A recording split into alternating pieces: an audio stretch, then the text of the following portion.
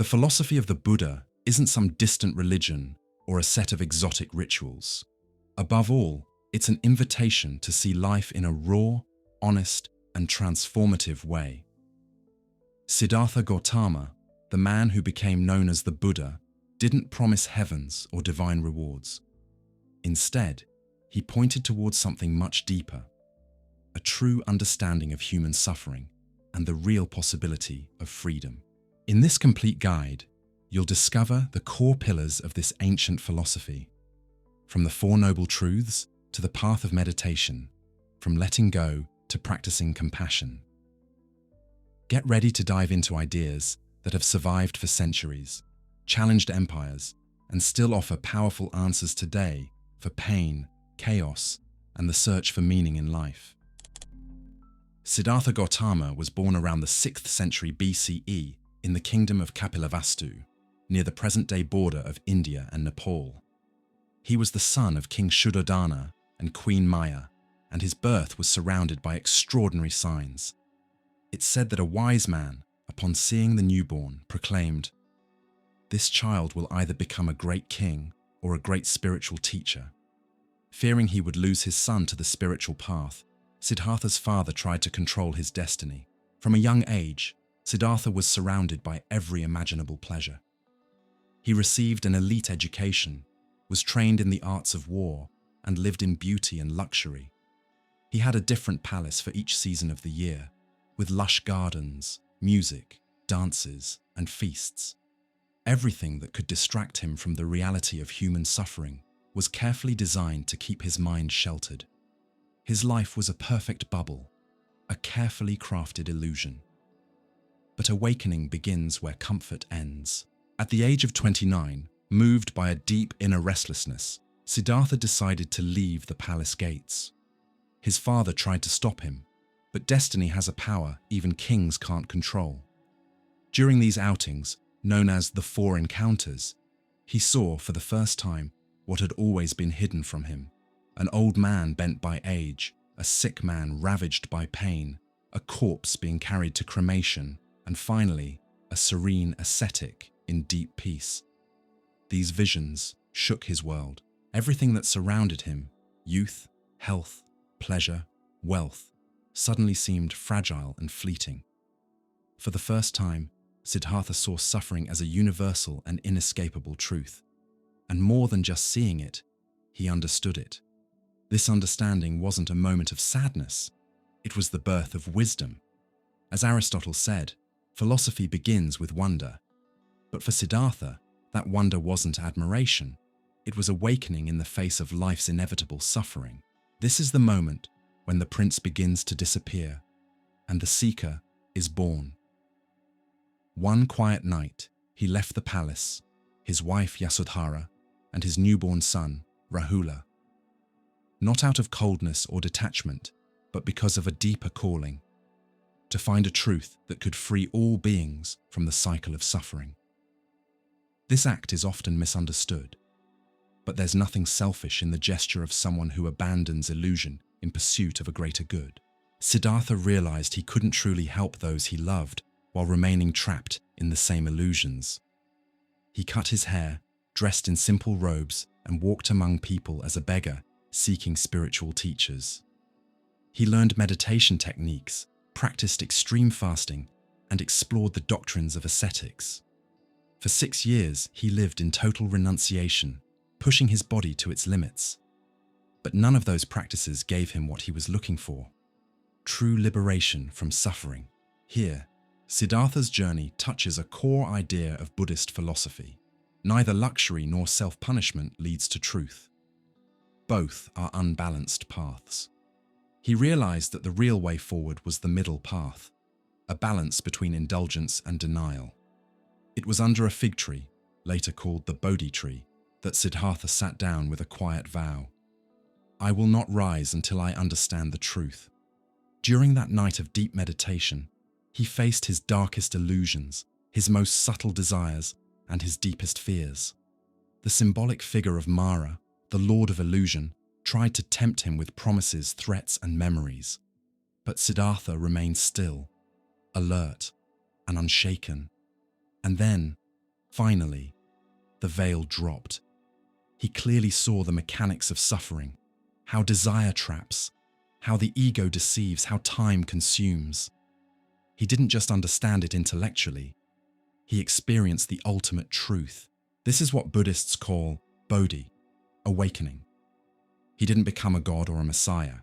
He became a Buddha, the one who is awake. And that's a key point. The Buddha is not a supernatural being. He is a human who reached the highest potential of human consciousness. His journey is philosophical and existential, not theological. He didn't come to offer final answers about the universe, but to show a path toward freedom from suffering. As the Dhammapada says, by the mind is evil done. By the mind is evil undone. The mind is the source of all things. Siddhartha's awakening is, at its core, living proof that it's possible to transcend suffering, not by running from it, but by understanding its root. It's not a dogma, it's an experiential proposal. Every human being, the Buddha taught, carries within the same capacity to awaken. From that moment on, the Buddha began his life of teaching. He chose not to remain in eternal silence, even knowing many would not understand him, and instead dedicated himself to sharing the path with unconditional compassion. The first teaching he offered was precisely what had awakened him, the truth of suffering and how to overcome it, which would later be known as the Four Noble Truths, a topic we'll explore soon. It's important to emphasize, this awakening wasn't a miracle, but the result of deep observation, mental discipline, and radical detachment. It doesn't require blind faith, it requires practice, introspection, and clarity. That's why Buddhism doesn't demand belief in deities, but rather courage to look within. So what can we learn from this journey? We often live like Siddhartha in the palace, surrounded by distractions, numbed by comforts, avoiding the reality of impermanence. And when something hits us, a loss, a crisis, an illness, we feel betrayed by life. But life never hid its nature. We're the ones who refuse to see it. Awakening, then, is not some supernatural event. It's the moment we stop running. When we open our eyes to reality as it truly is, impermanent, interconnected, and free of a fixed self. As Zen master Thich Nhat Hanh once wrote, the miracle is not to walk on water, but to walk on earth, fully aware of every step. The journey of Siddhartha isn't just history. If he could awaken, so can we. It's not about leaving everything behind and living like a monk. It's about cultivating clarity, presence, compassion, and wisdom right here in everyday life. Awakening isn't for a few. It's for anyone willing to face reality with courage and compassion. The Four Noble Truths are the heart of Buddhist philosophy. They're not dogmas to blindly accept, but existential facts to understand, reflect on, and verify through personal experience. The Buddha didn't aim to create a religion. He offered a method of liberation, a kind of medicine for human suffering. Right after his awakening under the Bodhi tree, the Buddha walked to Sarnath and delivered his first teaching, known as the turning of the Dharma wheel. In this sermon, he introduced the Four Noble Truths, not as abstract philosophy, but as a clear map of how life works. The first noble truth, dukkha, suffering. Life is suffering. This phrase is often misunderstood. The Buddha didn't say life is only suffering, but that suffering is a real, inescapable part of being human. The word he used was dukkha, which means more than just pain or physical suffering. It includes dissatisfaction, existential discomfort, that sense of emptiness or frustration we feel. Even when things seem to be going fine, it's the fear of losing what we love, the stress of change, the anxiety of not knowing what comes next. We experience dukkha when we don't get what we want, or even when we do, but can't hold on to it. Even pleasure brings suffering because we know it won't last. So the first truth is about recognizing suffering, not as pessimism, but as clarity. Like a doctor starting with the symptom The Buddha begins with the most obvious part of human experience. The second noble truth, samudaya, the cause of suffering. Suffering has a cause, craving. But let's go deeper. The word used is tanha, which means thirst, craving, or clinging. It's not just wanting food or love. It's the obsessive desire that comes from ignorance, always chasing satisfaction in things that don't last. This craving shows up in three main ways. Sensual craving, kamatanha, wanting physical or emotional pleasures. Craving for existence, bhavatanha, the need to be, to conquer, to reinforce our identity. Craving for non-existence, vibhavatanha, the urge to escape pain, deny reality, or disappear. All of this comes from one illusion, the belief that there's a fixed self that can be permanently satisfied. But everything is temporary, so this self is always frustrated. The second truth invites us to look inward. We don't blame the world or others or fate. The focus is clear. The root of suffering is in the mind, in its habits, in its attachments. The third noble truth, nirodha, the end of suffering. It's possible to end suffering. This is the great hope in Buddhism. Suffering is not forever. It can be overcome. And it doesn't happen through escape or denial, but through deep understanding of reality. When craving stops, suffering stops. When we stop clinging, fear disappears. When we see impermanence clearly, peace arises. This end is called Nirvana, not as some heaven or reward, but as the extinguishing of the fire of craving, ignorance, and ego. It's a state of inner freedom, where we're no longer trapped by blind impulses or fake identities. The Buddha didn't say this only happens after death. He taught that Nirvana begins here and now, when the mind is free from ignorance. The fourth noble truth, magga, the path to liberation. There is a path that leads to the end of suffering. This is the noble Eightfold Path. It's not a belief, it's a full lifestyle practice that includes ethics, mental discipline, and wisdom. We'll explore it in more detail later, but here's what you need to know for now. It's a gradual path of transformation. It doesn't require blind faith. It asks for observation, discipline, and clarity. It's called noble, not because of who follows it, but because of its noble purpose, to end suffering. This fourth truth shows us that Buddhism is not nihilistic or hopeless. It sees the pain, but it also shows the way out. And that path is open to anyone who sincerely wants to understand and practice it. The Four Noble Truths were described by the Buddha himself as a kind of medical model. Diagnosis: there is suffering, dukkha; cause, craving, attachment; tanha, cure, the end of suffering, nirvana; treatment, the Eightfold Path, magga. It's a deeply rational model. The Buddha never asked for worship. He said, just as gold is tested by fire, test my teachings. Don't accept anything just because I said it. That critical attitude is what makes Buddhism a practical existential philosophy. It invites you to investigate your own mind, not to follow blindly. Today, in a world full of quick distractions, toxic positivity, and instant happiness formulas, the Four Noble Truths sound like a wake-up call, uncomfortable, but deeply freeing. Instead of telling us everything's fine, the Buddha asks us to look straight at what we usually avoid: frustration, fear, attachment, impermanence. Not to make us suffer more, but to find real freedom in radical honesty. As the philosopher Alan Watts wrote, wisdom begins when we stop running from pain and start listening to it. The Four Noble Truths are that first step, a call to brutal honesty with ourselves, but also a promise of something better. Yes, there is suffering. Yes, there is a cause. Yes, it can end. And yes, there's a path to get there. These truths aren't beliefs. They're insights. Like four mirrors, they invite us to look inward, not to judge, but to awaken.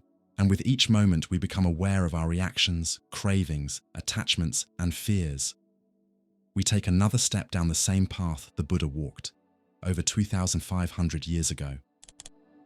After recognizing suffering, dukkha, identifying its cause, craving, affirming its cessation, nirvana, and proposing a path, magga, the Buddha presented the central tool of his practical philosophy, the Noble Eightfold Path. This path is not a dogma nor a linear sequence. It's an integrative and simultaneous way of living, divided into 8 aspects, grouped under 3 pillars: wisdom, panya, ethical conduct, sla, and mental discipline, samadhi. The message is clear. Liberation from suffering doesn't happen by miracle or blind faith. It comes from training the mind, speech, and actions based on a clear observation of reality. Let's explore each part of the path. 1. Right view, samadhi. Right view isn't just about gathering information, but about seeing reality as it truly is, not as we wish it were. This understanding begins with deeply grasping the 4 noble truths. Realizing that everything is impermanent, that suffering comes from attachment, and that there is a way out, changes how we respond to life. Right view is the antidote to ignorance, avidya, which the Buddha identified as the root of suffering. And it's not just theoretical, it's lived. It's not reading about fire, but feeling its heat. 2. Right intention, samma sankappa. Right intention is the motivation behind our actions. The Buddha highlighted 3 wholesome types of intention: renunciation, letting go; goodwill, absence of ill will; non-violence, compassion. In contrast, intentions based on craving, hatred, and cruelty distort our view and perpetuate suffering.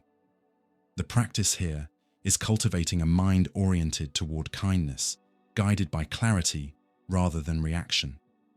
As the philosopher Schopenhauer said, compassion is the basis of morality. The Buddha would agree. Ethics begins in the heart. 3. Right speech, samavaka. Speech is a powerful tool. It can heal or harm, unite or destroy. Right speech means avoiding lies, harsh or violent words, gossip, useless chatter, and cultivating truth, kindness, helpfulness, appropriateness. Right speech is conscious, compassionate, and constructive. It's not repression, it's mindful expression. In a world dominated by social media and impulsive comments, this point is more relevant than ever. 4. Right action, sammakamanta. Buddhist ethics aren't imposed by divine commandments, but guided by a single question. Does this action contribute to the end of suffering? Right action avoids killing, stealing, harmful sexual conduct, but it goes beyond just avoiding harm. It's about acting with awareness, seeking to create no harm, ahimsa, and promote well-being for others and oneself. 5. Right livelihood, samma ajiva. How we earn a living also matters. The Buddha advised against professions involving dealing in weapons, human trafficking, producing intoxicants, selling poisons, exploitative or deceitful activities. Right livelihood means aligning work and values, making everyday life part of the spiritual path. 6. Right effort, samma vayama. Nothing grows without effort. But Buddhist effort is balanced, not rigid or lazy. Right effort works in 4 directions: preventing unwholesome mental states, letting go of harmful ones that arise, cultivating wholesome states, maintaining and deepening them. It's like tending a garden, pulling out weeds and nourishing flowers, over and over. It's not a fight against the mind, but a gentle, persistent cultivation.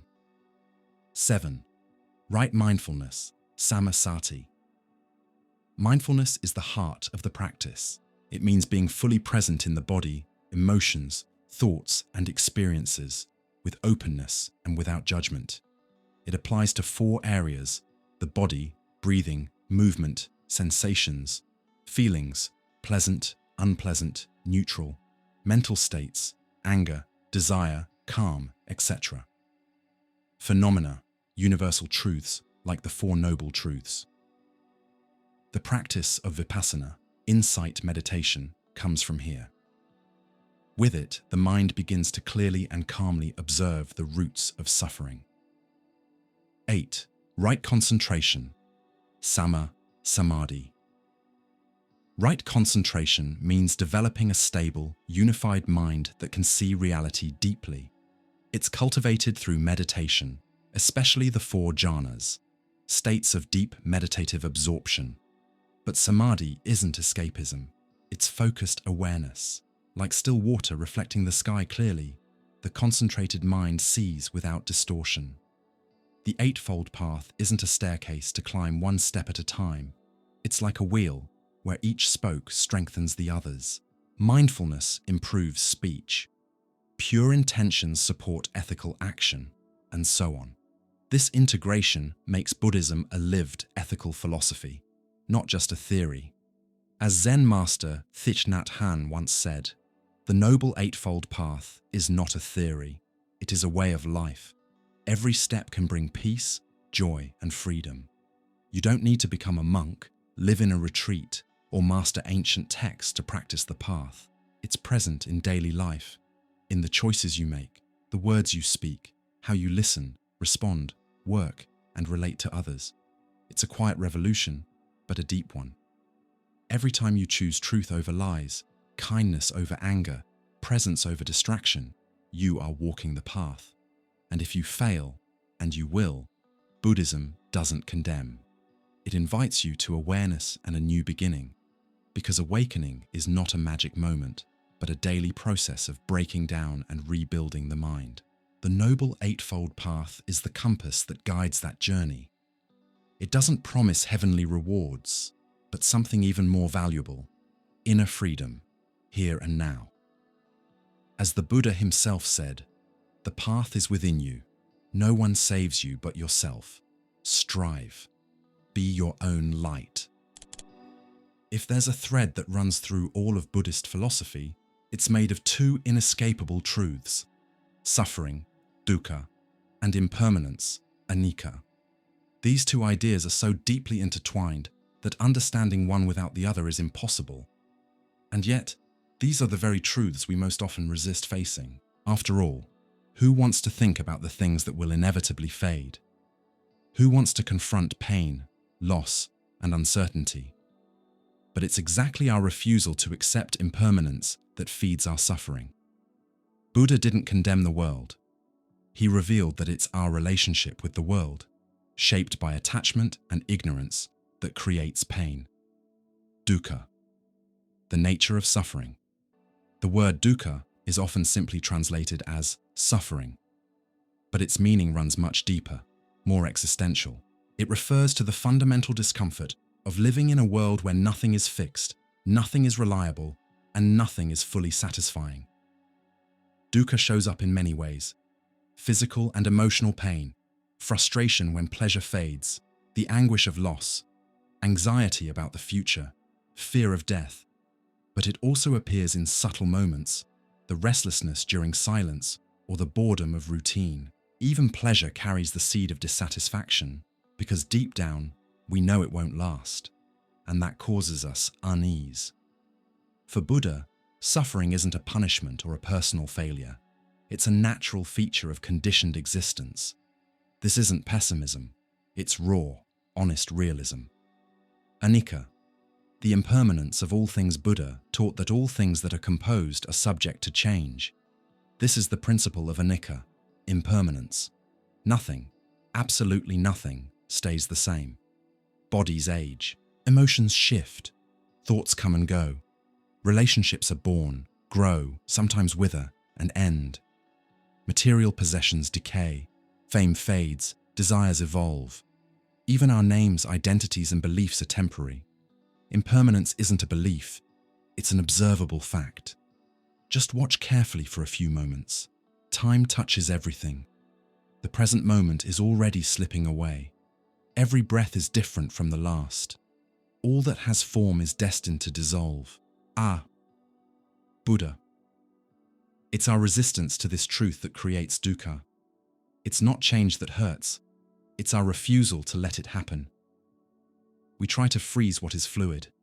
We try to eternalize what is temporary. And when reality refuses to obey our desires, we suffer. Why do we suffer from impermanence if we rationally know everything changes? Because we live under the veil of moha, ignorance. One of humanity's deepest illusions is the belief that some things can last forever. A love, an emotional state, a public image, a social status. We cling to these fantasies. We love someone and believe that love will never change. We feel happy and believe the feeling will last forever. We enjoy our youth and think it will stay longer than it actually does. But everything that's born is destined to die, and not just in the biological sense. Every moment is dying so the next one can arise. The Greek philosopher Heraclitus once said something similar. No man ever steps in the same river twice, for it's not the same river and he's not the same man. So impermanence isn't the problem, it's the nature of reality. The problem lies in wishing it were otherwise. Understanding impermanence can change. How we live at first, this idea can feel painful, like a threat to our safety, our love, or our identity. But over time, this awareness becomes the key to inner freedom. Here are a few powerful effects of truly grasping impermanence.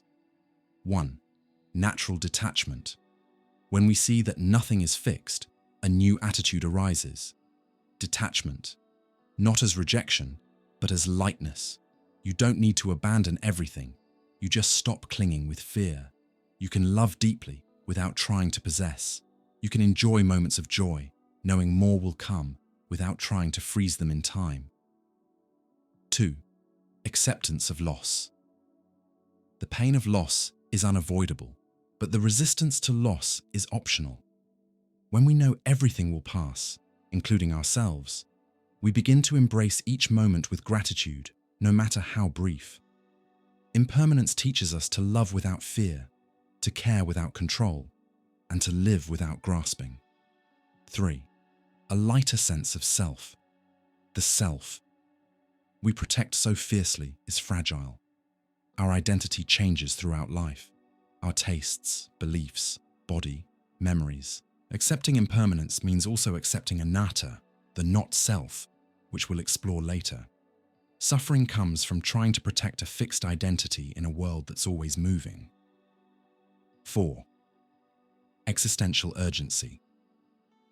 Knowing everything is fleeting doesn't lead to apathy.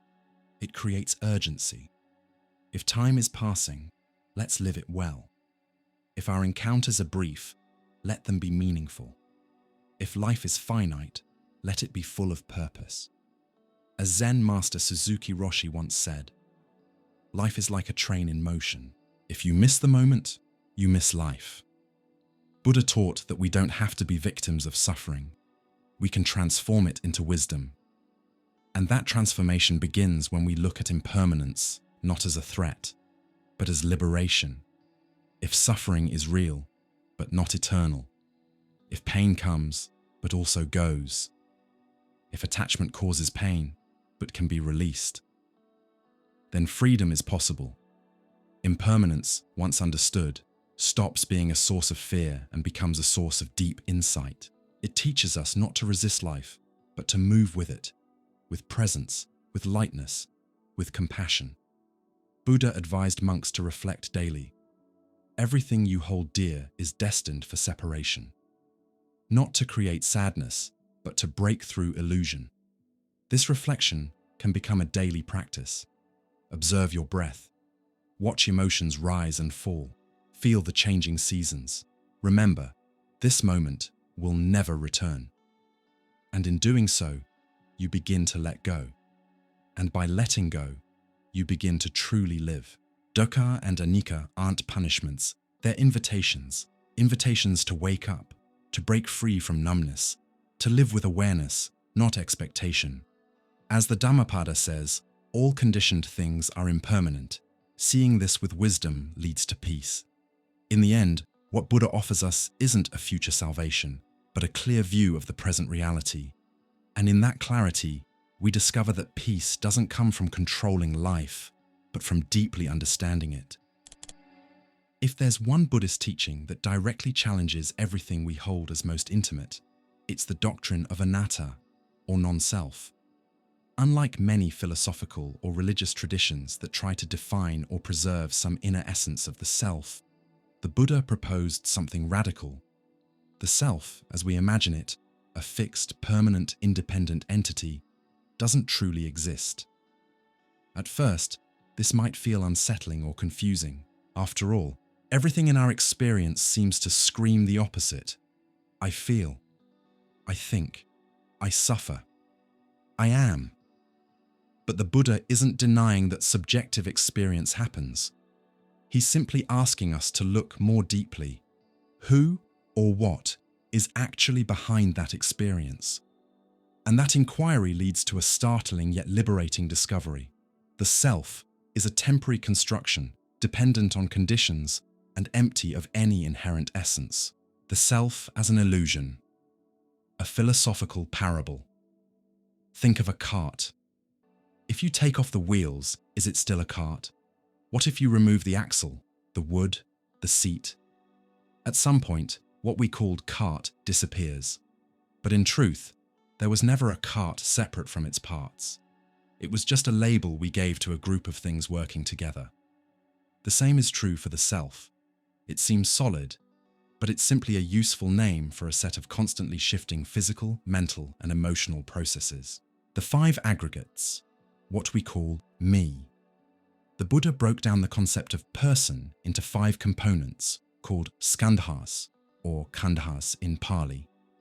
The 5 aggregates of experience: form, rupa, the physical body, matter sensation, vedana, the experience of pleasure, pain, or neutrality, perception, sanya, the ability to recognize and label objects, mental formations, sankhara, thoughts, emotions, impulses, consciousness, vijnana, the ongoing stream of awareness. These 5 aggregates are always changing. None of them are fixed, permanent, or independent. Yet we cling to them as me, mine, or myself. And from that clinging arises attachment, aversion, fear of death, and suffering. When we examine these aggregates through mindful awareness, sati, we start to see there is no I that thinks. There is just thought. There is no I that feels.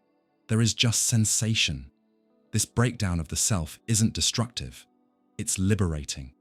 Anatta versus the eternal soul. A radical break. In the time of Siddhartha Gautama, the dominant belief in India was in the Atman, an eternal soul that gets reborn lifetime after lifetime. The Buddha broke away from this tradition. He taught that there is no Atman, no permanent essence that migrates. And here's the key point. The belief in a fixed self is the root of suffering. What continues through rebirth, according to the Buddha, isn't a soul, but a flow of interdependent causes and conditions, like the flame of one candle lighting the next. What you call self is like foam on a river. There is no substance, no center, but there is flow, arising and passing away.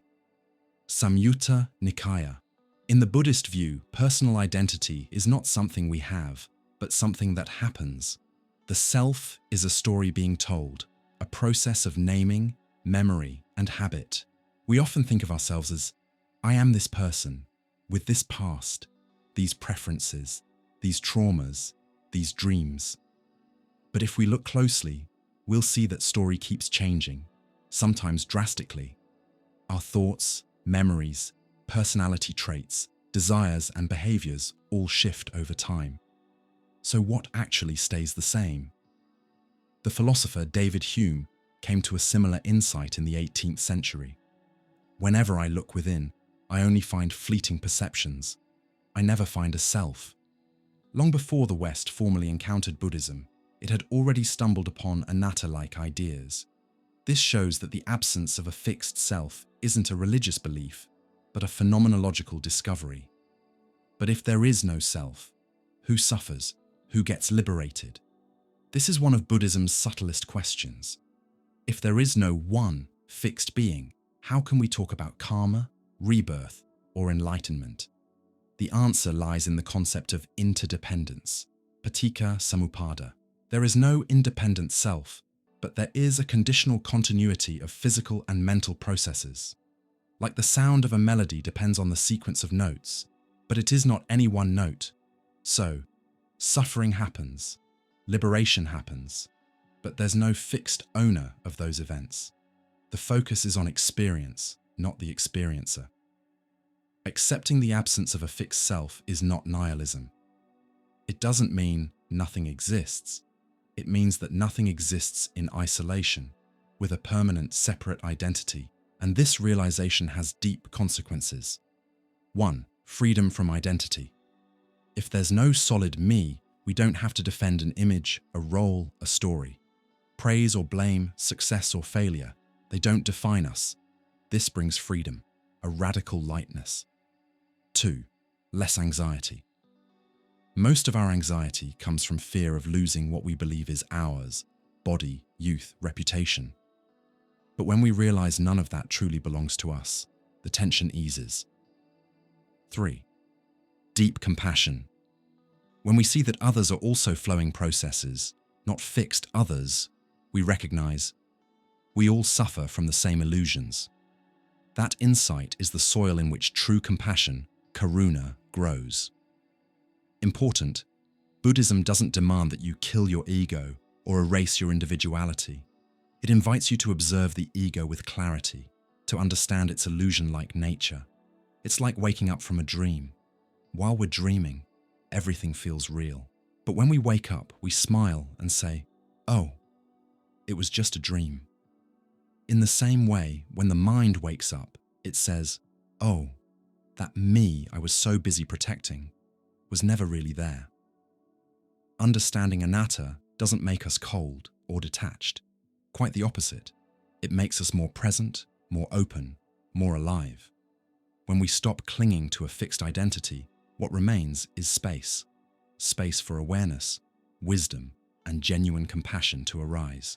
As the Buddhist teacher Dzogchen Ponlop Rinpoche puts it, when you let go of the idea of who you are, you start to discover who you really are, and that can't be put into words.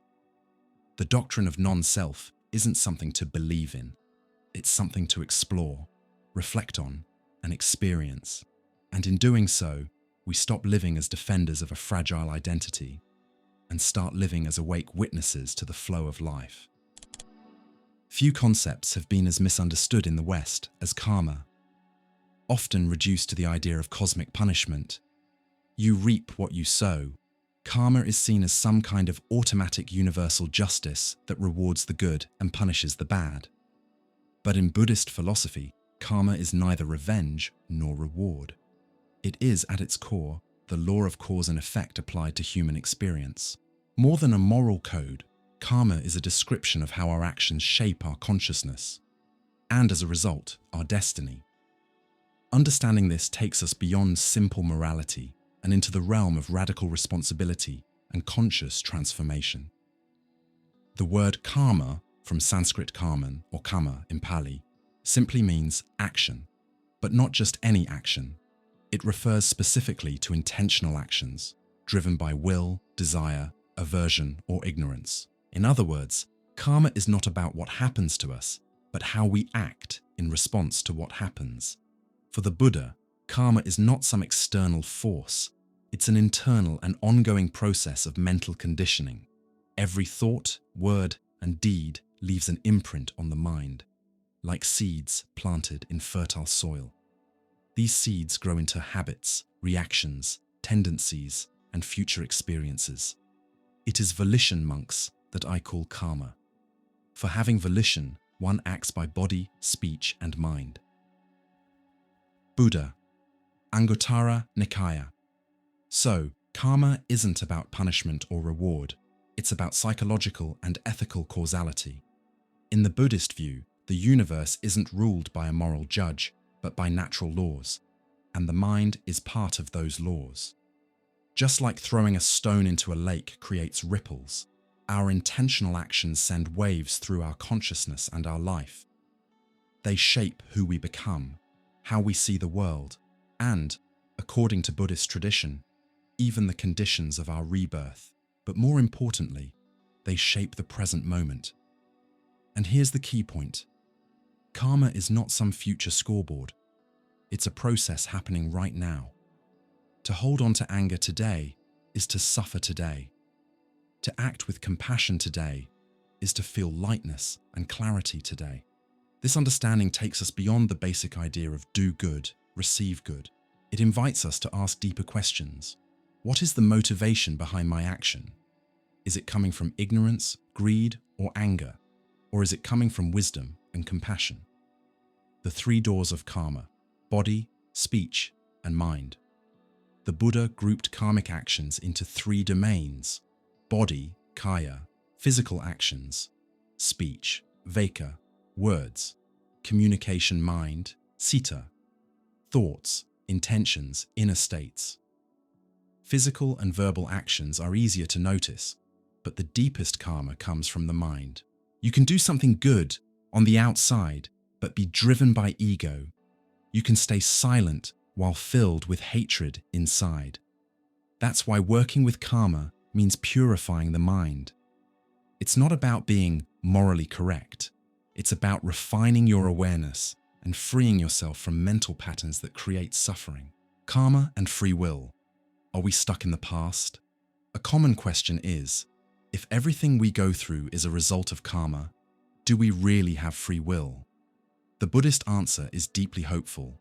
Yes, we have freedom, and it exists in the present moment. What we're experiencing now may come from past causes, but what we choose to do with it now is what truly matters. Karma is not a fixed destiny. It's a dynamic flow of causes and effects that can be redirected with awareness and effort.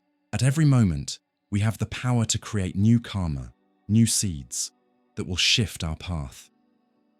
If you want to know your past, look at your present. If you want to know your future, look at what you're doing now. Traditional Buddhist teaching. And that's the beauty of this teaching. You are not stuck in your past. You are free here and now to change the patterns that bring pain and to plant the ones that bring clarity and peace. Karma isn't just individual, it's collective. There is also what Buddhist teachers call collective karma, the results of actions shared by groups, cultures, and societies. Systemic violence, environmental destruction, social injustice, all of these are the outcome of many minds acting over time. That's why acting ethically is also a political and social act.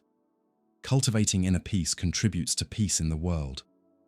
Living with compassion goes beyond just your life. As the teacher Thich Nhat Hanh said, every step we take in mindfulness contributes to peace on earth. To transform, karma is to transform your life. The Buddha didn't give us a list of moral rules. He offered a practical path to freedom from suffering, and transforming karma is a central part of that path. Here are three key steps. Mindfulness, sati. Becoming aware of what's happening in your body, speech, and mind is the first step in not creating harmful karma. Clarity helps you avoid impulsive reactions. Wisdom, panya. When you understand that everything is impermanent and connected, you stop acting out of greed, anger, or ignorance. You realize that hurting others is also hurting yourself. Right intention, samma sankappa.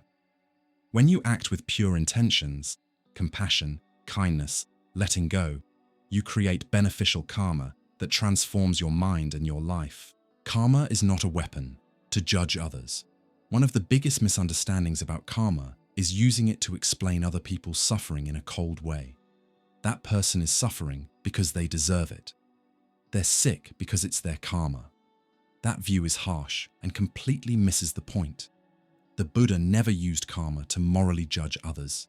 Instead, he taught it as a call to personal responsibility, never as a condemnation. Here's the true teaching. No matter what happened in your past, you have a choice right now. You can plant different seeds. You can change your mind, your life, your direction. The Buddha said, All beings are owners of their actions, heirs of their actions, born of their actions, related to their actions, and supported by their actions. Wherever they go, they are followed by their actions. But he also taught that the path to freedom lies in acting with wisdom and awareness. You don't have to be perfect.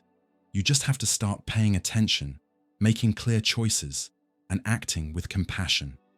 Every moment is a new chance for freedom. And that, not fixed fate, is the true power of karma.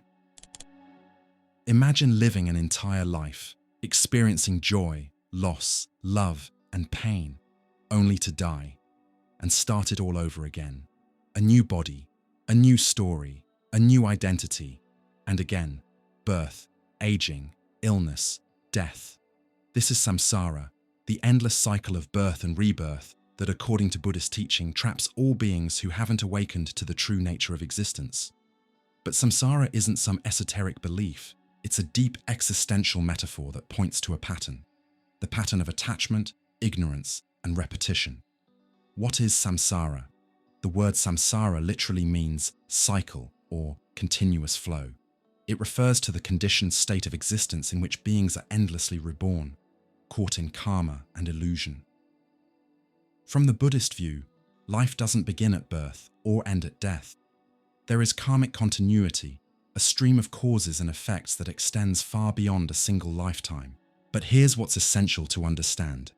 What's reborn is not a soul or a permanent self. It's a stream of conditioned consciousness. Like the flame of one candle lighting another, different but connected. So samsara isn't a physical place. It's a state of unawakened mind, driven by three main forces. Ignorance, avidya, not seeing reality as it truly is. Desire, attachment, charesena, chasing satisfaction in the impermanent aversion. Divesa, rejecting pain and resisting reality. These are known as the three roots of suffering. The fuel that keeps the wheel spinning. The wheel of life, pavachakra, a visual of samsara. One of Buddhism's most powerful images is the pavachakra, or wheel of life, often painted on temple walls. It shows the center of the wheel, with three animals representing the roots of samsara: a pig, ignorance; a snake, aversion; and a rooster, desire. The second circle, showing beings rising and falling, the results of karma.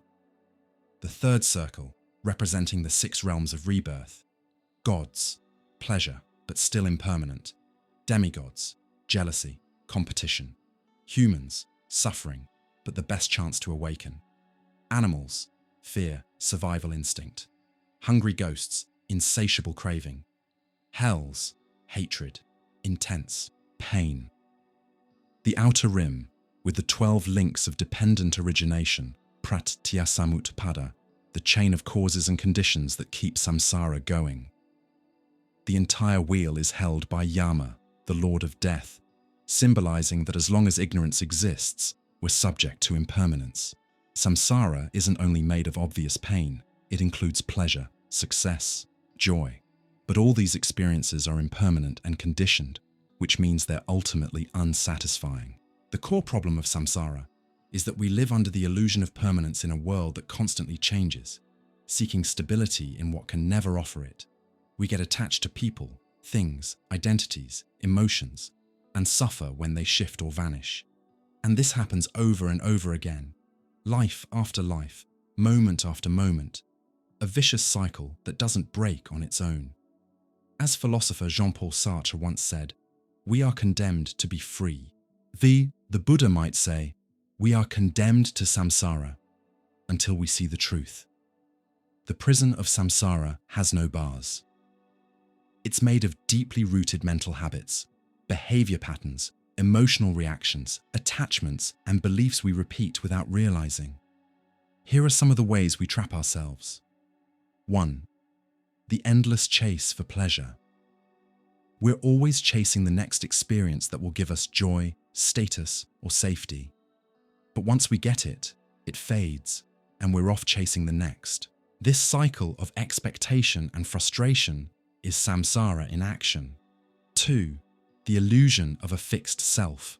As long as we believe in a solid me that must be protected or validated, we stay trapped. This rigid identity makes us vulnerable to fear, criticism, and failure, and feeds the karma that keeps rebirth going. 3. Emotional reactivity. We react with anger, pride, envy, desire, and those reactions create more causes. An unconscious mind is on autopilot, planting seeds for more suffering, even within a single lifetime. Although traditional teachings speak of rebirth across lifetimes, samsara happens every day. How many times do we die and rebirth in one day? We die to one emotion and are reborn into another. We die to a relationship and repeat the same patterns in the next. We die to one self-image and cling to a new illusion. Every cycle of attachment and suffering is a mini samsara, and it's possible to wake up from these loops in this very life. How to break free from samsara? The good news is, samsara isn't eternal. It continues as long as ignorance remains, but ends with awakening, nirvana. The Buddha taught a path to transcend the cycle, through the Four Noble Truths and the Noble Eightfold Path. Here are some key ways to break the cycle.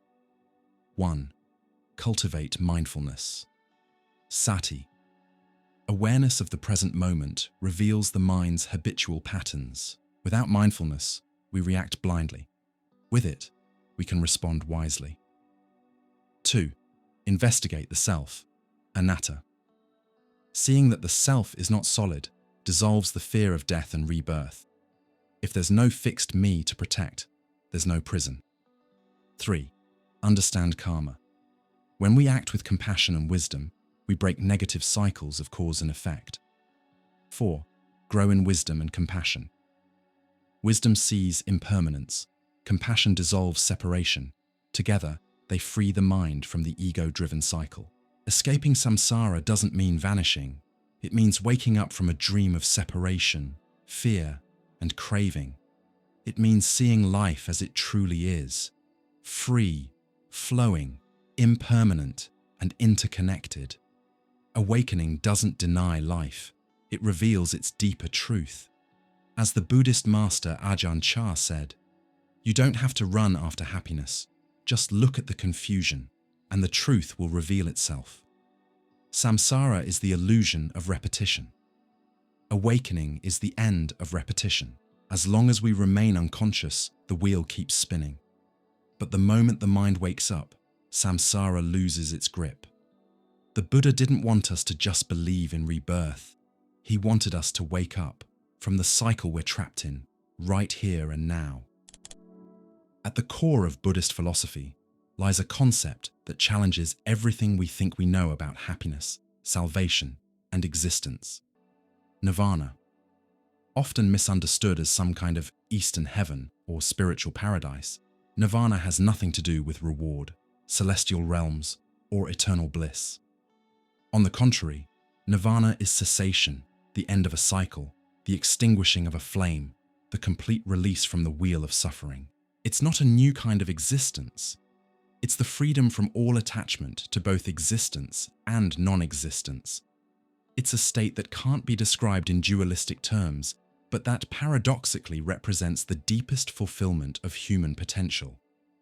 The word nirvana, Pali nibbana, literally means extinction, blowing out, or cessation, like blowing out a candle or extinguishing a fire. But what's extinguished isn't life itself. It's the fire of craving, tanha, ignorance, avidya, and aversion, dosa, the roots of all suffering. For the Buddha, nirvana isn't a positive or negative state. It's not a place you go to. It's the end of samsara, the cycle of birth, death, and rebirth. It's the ultimate freedom, where the mind is no longer ruled by impulses, fears, desires, or illusions. There is the unborn, the unmade, the uncreated, the unconditioned. If that did not exist, there would be no escape from the born, the made, the created, the conditioned. Udana 8.3, Teaching of the Buddha. This unconditioned is Nirvana. It isn't created by causes. It isn't born, doesn't die, doesn't age. It's beyond time, space, and identity. Understanding the difference, Nirvana versus heaven. It's crucial to clear up the confusion between Nirvana and the idea of heaven found in many religions. Here are the key differences. 1. Heaven is a place. Nirvana is a state. Heaven is often imagined as a beautiful realm where beings enjoy eternal pleasures. In Buddhism, celestial realms do exist, but they are still within samsara. Even gods grow old and die. Nirvana, on the other hand, is beyond any place or form. 2. Heaven implies permanence. Nirvana is freedom from permanence. Heaven is usually seen as eternal pleasure. But in Buddhism, anything that is conditioned and permanent contains the seeds of suffering. Nirvana is total freedom, even from the need to exist forever. 3. Heaven is a reward. Nirvana is understanding. Heaven is often promised as a reward for good behavior or faith. Nirvana is not given by anyone. It's realized through wisdom, detachment, and deep inner work. It's not a blessing, it's the result of clarity. 4. Heaven still involves a self. Nirvana dissolves the self. In heaven, there's still a being enjoying pleasure. In Nirvana, there's no more attachment to the idea of I. Not as a body, not as a mind, not as an identity. The separation between subject and object falls away. The Buddha explained, "Just as a flame goes out when the fuel is gone, so too does the mind become free when craving ends." That is Nirvana. It's not a mystical high. It's not emotional numbness. It's the end of restlessness. A mind fully at peace. Imagine a mind that no longer clings to pleasure, no longer runs from pain, no longer identifies with thoughts, emotions, or memories. That mind is free, calm, present, at peace. This state of liberation can't be fully grasped by a mind still trapped in conditioning, but it can be felt, glimpsed in moments of deep inner stillness. 2 levels of Nirvana in Buddhism. 1. Nirvana with residue, sa-upadhi sesa nibbana. This is the liberation experienced by an awakened being still alive. The Buddha reached Nirvana at age 35 but lived until 80. He still experienced physical pain, but no longer suffered mentally. He had cut the roots of suffering. The mind was free, even if the body remained subject to nature. 2. Nirvana without residue, anupadhi sesa nibbana. This is the final Nirvana, reached at the physical death of a fully awakened being. With no more attachment, craving, or ignorance, there is no rebirth. The cycle of samsara ends for good. The Buddha didn't speculate on what happens after that. He said it can't be understood through conventional ideas of existing or not existing. It's a state beyond duality. Nirvana is an inner state, and it's possible now. Even though Nirvana may seem distant or unreachable, the Buddha taught that it begins here and now. Every time the mind lets go of an attachment, acts with compassion, or sees things clearly, that's a spark of Nirvana. When the mind is free from desire, it is like a clear sky, vast, silent, and peaceful. Ajahn Chah. The practice of the Noble Eightfold Path is how we slowly move toward this freedom. It doesn't require us to leave the world, just to live in it without being owned by it. Nirvana isn't somewhere we go. It's a way of being that shows itself when we stop chasing illusions. Not annihilation, but true peace. One of the biggest misconceptions is that Nirvana means annihilation. But the Buddha never taught nihilism. He rejected both the eternal soul and the total destruction of being. Nirvana is the end of suffering, not the end of consciousness, not the end of love, not the end of sensitivity. In fact, it's in Nirvana that compassion becomes limitless, because it's no longer bound by the idea of self and other. Tibetan master Chogyam Trungpa put it beautifully. Nirvana is the absence of fear. It is the total openness of mind, heart, and perception. Nirvana is for everyone realizing. Nirvana isn't a privilege reserved for a few. The Buddha made it clear. Every being has this potential. He said, "The mind is originally pure. It becomes polluted by attachment. Purify it, and you will see the truth." This teaching isn't about some future promise. It's a present invitation, a call to look within, see where we're stuck, and start letting go. Let go of expectations, fears, stories, and ego. With each release, we taste a little more of the freedom that is Nirvana.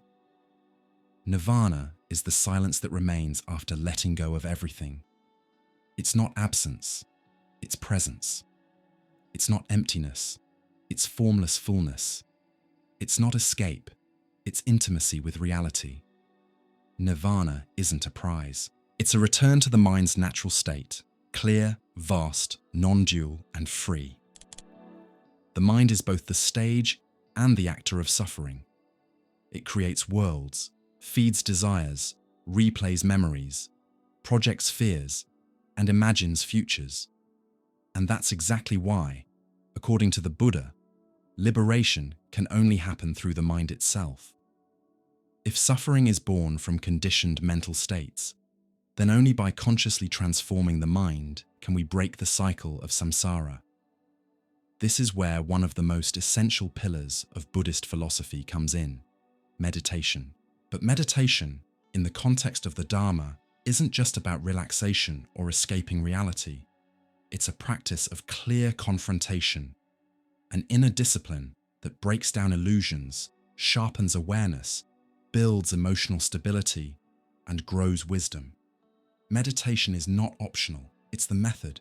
It's the vehicle that carries us from suffering to freedom.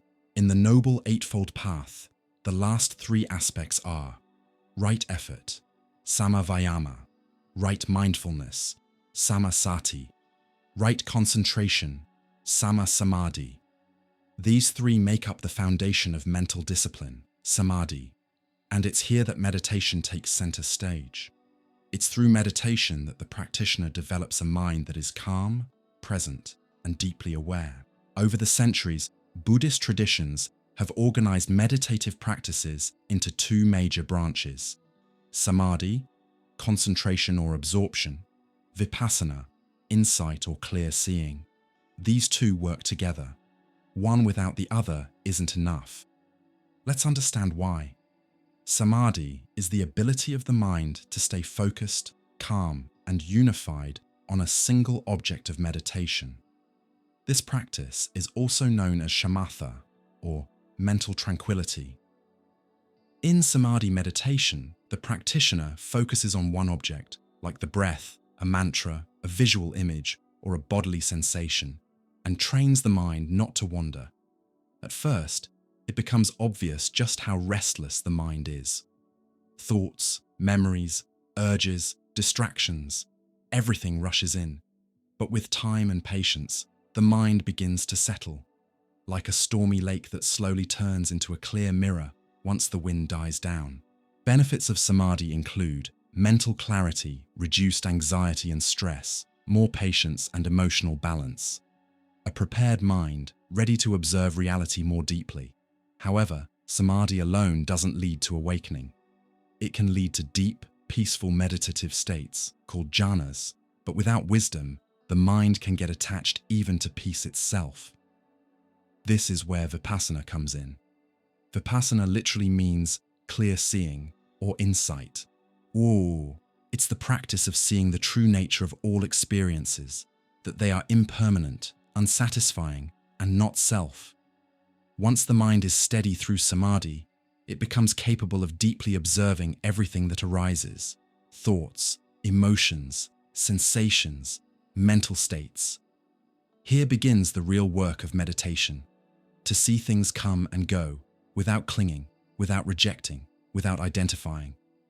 Observe the body as body, feelings as feelings, mind as mind, with full awareness and discernment. Satipatthana Sutta, the discourse on the foundations of mindfulness. This continuous observation reveals that nothing lasts, Anicca. Everything arises and fades, that nothing fully satisfies, Dukkha, even pleasure is unstable, that there is no permanent self, anatta, only interconnected processes. When this insight becomes direct, beyond concepts, the mind begins to free itself. Attachment weakens, fear dissolves, the ego loses control. In Buddhism, meditation isn't just a technique, it's an existential practice, a way of being, a path that reshapes the mind, the heart, and how we see life. It goes beyond the meditation cushion. Real meditation happens in daily life. Every step, every word, every look. That's why practices like mindfulness, sati, extend to walking, eating, listening, washing dishes, talking. Zen master Thich Nhat Hanh used to say, "Wash the dishes just to wash the dishes. Breathe just to breathe. Be fully present in each gesture." A mind trained in meditation learns to live in the now, and that alone is deeply freeing. Meditation is a mirror. It shows us, without filters, what's really happening inside. The fear we've been hiding, the anger we suppress, the desire we disguise as love, the confusion we call opinion, the anxiety we try to numb with distraction. By observing without judgment, the mind begins to purify itself. It sees, it understands, it lets go, and through that, suffering begins to fade, not through repression, but through direct wisdom. The meditative path isn't always calm or easy. The Buddha spoke of 5 common obstacles: panca nivarana, sensual desire, kamachanda, ill will, vyapada, laziness and dullness, thanamida, restlessness and worry, uddhacca kukucha, doubt, vicikiccha. These states block clarity, but they aren't sins. They're conditions to be met with patience and curiosity. Meditation teaches us that every obstacle contains the seed of liberation, if we don't get swept away by it. Meditation doesn't take us to an artificial state. It reveals the mind's natural state: clear, steady, compassionate, and free. When the mind stops reacting automatically, it begins to choose. And that inner freedom, not being ruled by emotions, impulses, or thoughts, is true liberation. In a trained mind, suffering finds no home.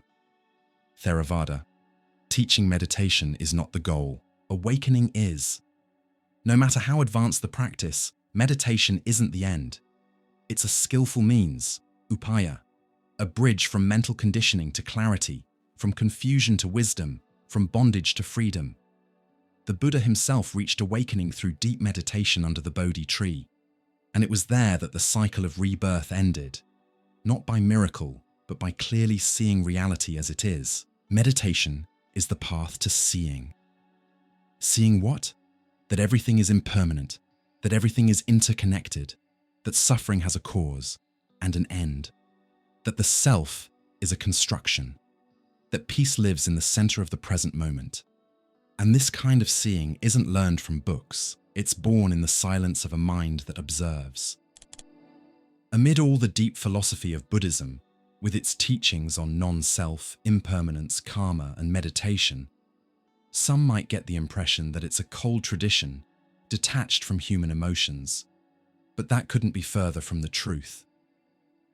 At the beating heart of Buddhist philosophy lies a force that's gentle, powerful, and deeply transformative: loving kindness, metta, and compassion, karuna. These 2 qualities are not just feelings. They are cultivated mindsets, spiritual practices, ethical commitments, and real paths to inner freedom. The Buddha was clear: it's not enough to understand truth. You have to live it with an awakened heart. And that begins with the practice of unconditional kindness and universal compassion. The word metta, from the Pali language, is usually translated as loving kindness or benevolence. But it's not the kind of love that's possessive or dependent. Metta is the genuine, unconditional wish for all beings to be happy. It's a love without demands, without expectations, without attachment, a love that shines like the sun, warming everyone without exception. The Buddha taught metta as a meditation in 4 directions. Toward yourself, may I be happy, may I be at peace. Towards someone you love, may you be happy, may you be at peace. Towards someone neutral, may all beings be happy, may they be at peace. Towards someone difficult, even you, may you be at peace. Metta meditation isn't easy. It takes emotional courage. It's easy to love those who love us. It's hard to love those who hurt us. But that's exactly where the real training begins. As the Buddha once said, just as a mother would risk her life to protect her only child, so should we cultivate a boundless heart of kindness for all beings. Sutta Nipata Metta is the antidote to hatred, judgment, and resentment. And once it takes root, it transforms every relationship. If metta is the wish for others to be happy, karuna is the sincere wish to ease their suffering. Karuna comes from recognizing pain, not as something distant or abstract, but as something deeply human and shared. It's the ability to connect with someone else's suffering without drowning in it. It means to feel with, from the Latin compassio, and to respond skillfully and lovingly. Unlike pity, which looks down on others, compassion sees our shared humanity. It says, you suffer like I do. I could be in your place. May I help ease your pain? Compassion is so central to Buddhism that the Buddha himself is often called the compassionate one. And all bodhisattvas, those who postpone their own enlightenment to help others, are guided by this unlimited force of compassion. Compassion is the bridge between wisdom and action. Dalai Lama. Without karuna, wisdom can become cold and disconnected. With it, wisdom becomes liberating, not just for you, but for everyone. In Buddhism, ethics isn't about following rules handed down from above. It's a deep, inner commitment to not cause harm. And more than that, to actively bring benefit to all beings. That's why metta and karuna are not optional. They are the foundation of right conduct. The 5 ethical precepts: don't kill, don't steal, don't lie, don't abuse others sexually, don't intoxicate the mind, aren't commandments. They are natural expressions of a compassionate heart. Where there is compassion, there is no wish to harm. Where there is loving kindness, there's no desire to deceive. Ethics doesn't come from fear of punishment. It comes from a deep understanding of our shared connection. In recent years, neuroscience and contemplative psychology have studied the effects of metta and karuna meditation, and the results are powerful. Reduced anxiety and depression, increased empathy and emotional resilience, activation of brain areas related to happiness and connection, stronger, healthier relationships. The practice of compassion doesn't just change us from the inside, it changes the world around us too. As Thich Nhat Hanh said, compassion is a kind of energy that can heal the world, but first, it heals the one who practices it. It's important to remember, metta and karuna aren't just moral virtues, they are also doors to spiritual awakening. Attachment to the self creates separation, fear, and selfishness. Compassion dissolves that separation. When we love others as ourselves, the self starts to fade. And that brings us closer to the Buddhist truth of anatta, non-self. Practicing metta and karuna also weakens the 3 poisons, craving, anger, and ignorance, and strengthens liberating qualities like generosity, patience, and wisdom. In simple terms, to love with wisdom is to awaken. To understand with compassion is to be free. It's easy to have compassion for those we love. The real challenge is extending it to those who hurt us, disagree with us, or push us away. But the Buddha taught, true compassion makes no exceptions. All beings, even the cruelest, are trapped in the suffering of samsara. And for that, they are worthy of compassion, not condemnation. That doesn't mean we approve of wrongdoing. It means we understand that ignorance creates harm, and that the path to healing is clear.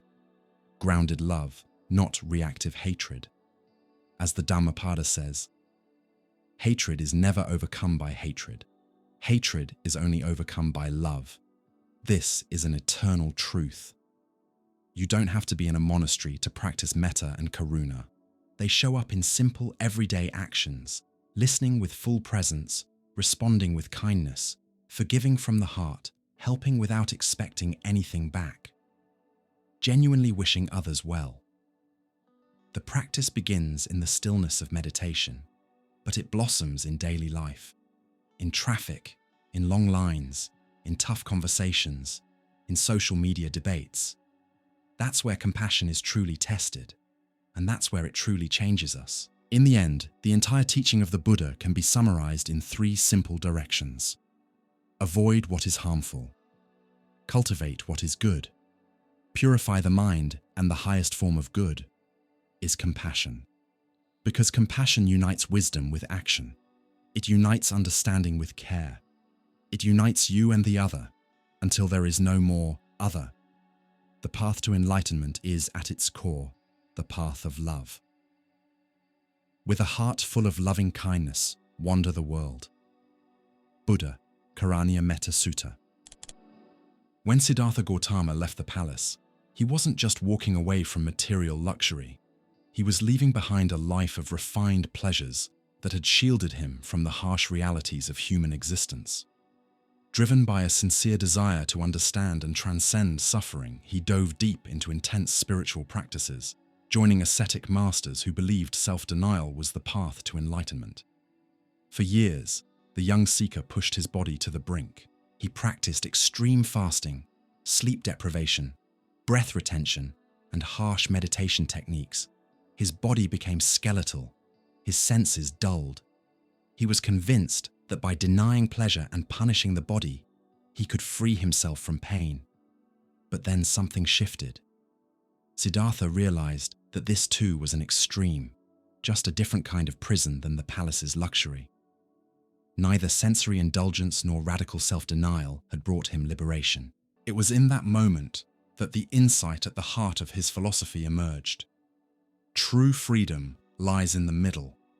This gave birth to the principle of the middle way, Majjhima Patipada, one of the core pillars of Buddhism.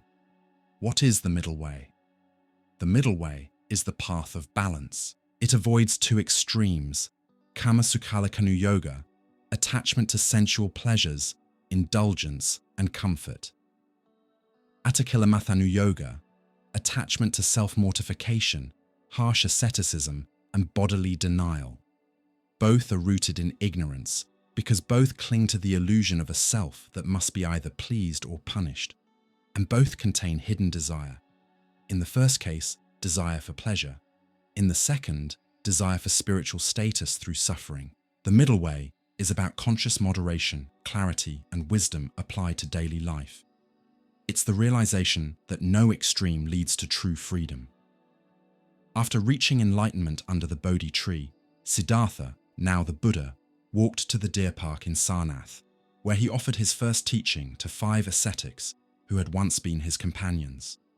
This teaching became known as the Dhammacakkappavattana Sutta, the turning of the wheel of Dharma. In that discourse, the Buddha declared, "Avoid these 2 extremes, O monks. There are 2 extremes that should not be followed by one who has gone forth from the household life. One is attachment to sensual pleasures. The other is self-mortification. Both are unproductive. The Tathagata has discovered the middle way, which brings vision, which brings knowledge, which leads to peace, direct insight, enlightenment, and nirvana." This wasn't just philosophy. It was a way of living, not passive or neutral, but deeply active. It's important to understand that the middle way doesn't mean simply a bit of each side or some passive neutral stance. On the contrary, it's a deeply active and conscious choice, born from seeing reality as it is. It takes strength, discipline, and discernment not to get pulled by extremes. True balance isn't weakness, it's wisdom in motion. The middle way is lived through the noble Eightfold Path, the Buddha's roadmap for ending suffering. This path itself is the middle point between extremes: wisdom without intellectual rigidity, ethical behavior without moral dogma, mental discipline without emotional suppression. Examples: right speech avoids both lies, quick pleasure, and silence that hides the truth, self-erasure. Mindfulness avoids both distraction and obsessive fixation. Right action avoids both passivity and fanaticism. In this way, the middle way runs through every part of the spiritual path, offering a deeply human and accessible model of transformation. We live in a world of excess. Today's society is dominated by indulgence, instant pleasure, endless consumption, constant distraction. There's a glorification of satisfying the senses, as if that were the path to happiness. But this path doesn't bring lasting contentment. The more we chase pleasure, the more restless and anxious the mind becomes, always needing more. As the Dhammapada says, not even 1,000 sensual pleasures will satisfy a craving heart. The mind that seeks fulfillment in pleasure is like a bottomless well. Buddhism doesn't condemn pleasure, but it warns against attachment to pleasure, because attachment enslaves. It creates emotional and spiritual dependency. The trap of spiritual extremism. On the flip side, some seek liberation through denial, rejecting the body, avoiding pleasure, punishing the flesh. This extreme, while cloaked in spirituality, also comes from the ego, the desire to be pure, superior, enlightened. It's the attachment to the virtuous self, the ideal saint. Buddha didn't abandon that path because he was weak, but because he saw it was futile. Becoming rigid or harsh with the body and mind doesn't free you, it exhausts you. Living with depth, not rigidity. The middle way teaches us how to live with depth, without becoming rigid, to cultivate contentment without denying life, to maintain discipline without losing gentleness. This balance expresses itself in many areas. Food, not extreme fasting, nor unconscious indulgence. Spiritual practice, not obsession with results, nor neglect emotions. Not repression, nor dramatization. Relationships, not submission, nor domination. Daily life, not compulsive busyness, nor laziness. It's a path of listening, observing, adjusting, always from awareness. The middle way is flexible, not fragile. Unlike dogma, the middle way is adaptable. It recognizes that wisdom is contextual, that each person has their own rhythm, and the spiritual path isn't the same for everyone. That's why the Buddha was known as the master of skillful means, Upaya Kaushalya, someone who knew how to teach based on each person's capacity without clinging to fixed formulas. True balance is not fragile, it's like bamboo, strong and flexible. A deeply human path. Above all, the middle way is an invitation to clarity. It honors our limitations, but also our potential to awaken. It's a path that respects the body, the mind, and the heart. It welcomes pain without drowning in it, and celebrates life without clinging to it. It's the way of those who know that liberation isn't found in extremes, but in the clarity with which we walk between them. The mind that has found balance is like a candle protected from the wind. Its light shines steady. Theravada teaching. In a tradition so rich in teachings, it's striking and deeply meaningful that the Buddha chose silence as his response to some of life's most fundamental questions. Questions like, is the universe eternal, or did it have a beginning?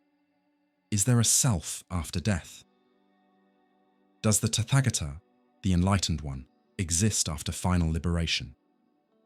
Are body and mind one and the same, or two separate things? To questions like these, the Buddha didn't give a yes or a no. He didn't offer vague or mysterious answers either. He simply stayed silent. That silence wasn't out of ignorance or avoidance. It was a conscious and compassionate silence, a silence that was, in itself, a teaching. This brings us to the deep and often misunderstood philosophy of silence in Buddhism, an approach that not only questions the content of our doubts, but the very way we frame questions about reality. the 14 unanswered questions. These questions are recorded in various suttas, like the Kula Malunkyavada Sutta and the Avyakata Sutta. They are known as the Avyakata, the questions left undeclared. Some of them include: is the world eternal? Is the world finite? Is the self the same as the body? Is the self different from the body? Does the Tathagata exist after death? Does he not exist after death? Does he both exist and not exist after death? Does he neither exist nor not exist after death? These were common questions among thinkers of that time, and many spiritual teachers got lost in endless metaphysical debates about them. But the Buddha refused to engage, and he did it deliberately. He compared such questions to a man who's been shot with a poisoned arrow. Instead of letting someone pull the arrow out, the man insists on knowing: who shot me? What caste was he from? What kind of wood was used for the arrow? What kind of poison was applied? Meanwhile, the poison spreads, and he dies. In the same way, Malunkyaputta, someone who says, "I won't follow the path until the Buddha tells me whether the universe is eternal or not," that person will die without finding the truth. Kula Malunkyavada Sutta. The message is clear. Some questions, even if interesting, don't lead to the end of suffering, and the purpose of the Dharma is not to satisfy intellectual curiosity. It's to free the mind from suffering. What's behind the Buddha's silence?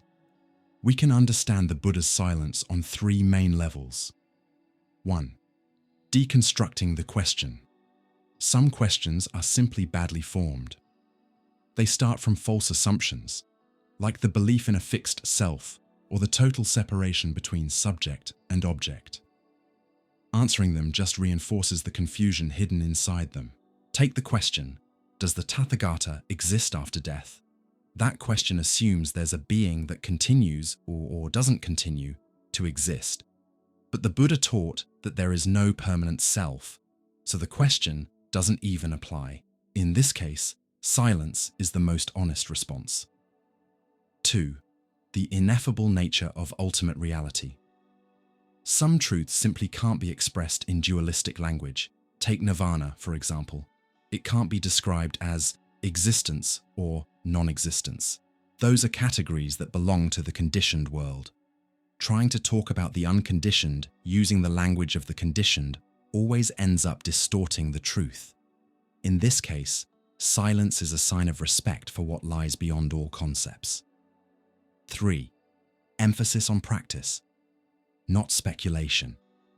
Buddhism is about experiencing liberation, not explaining it through philosophical speculation.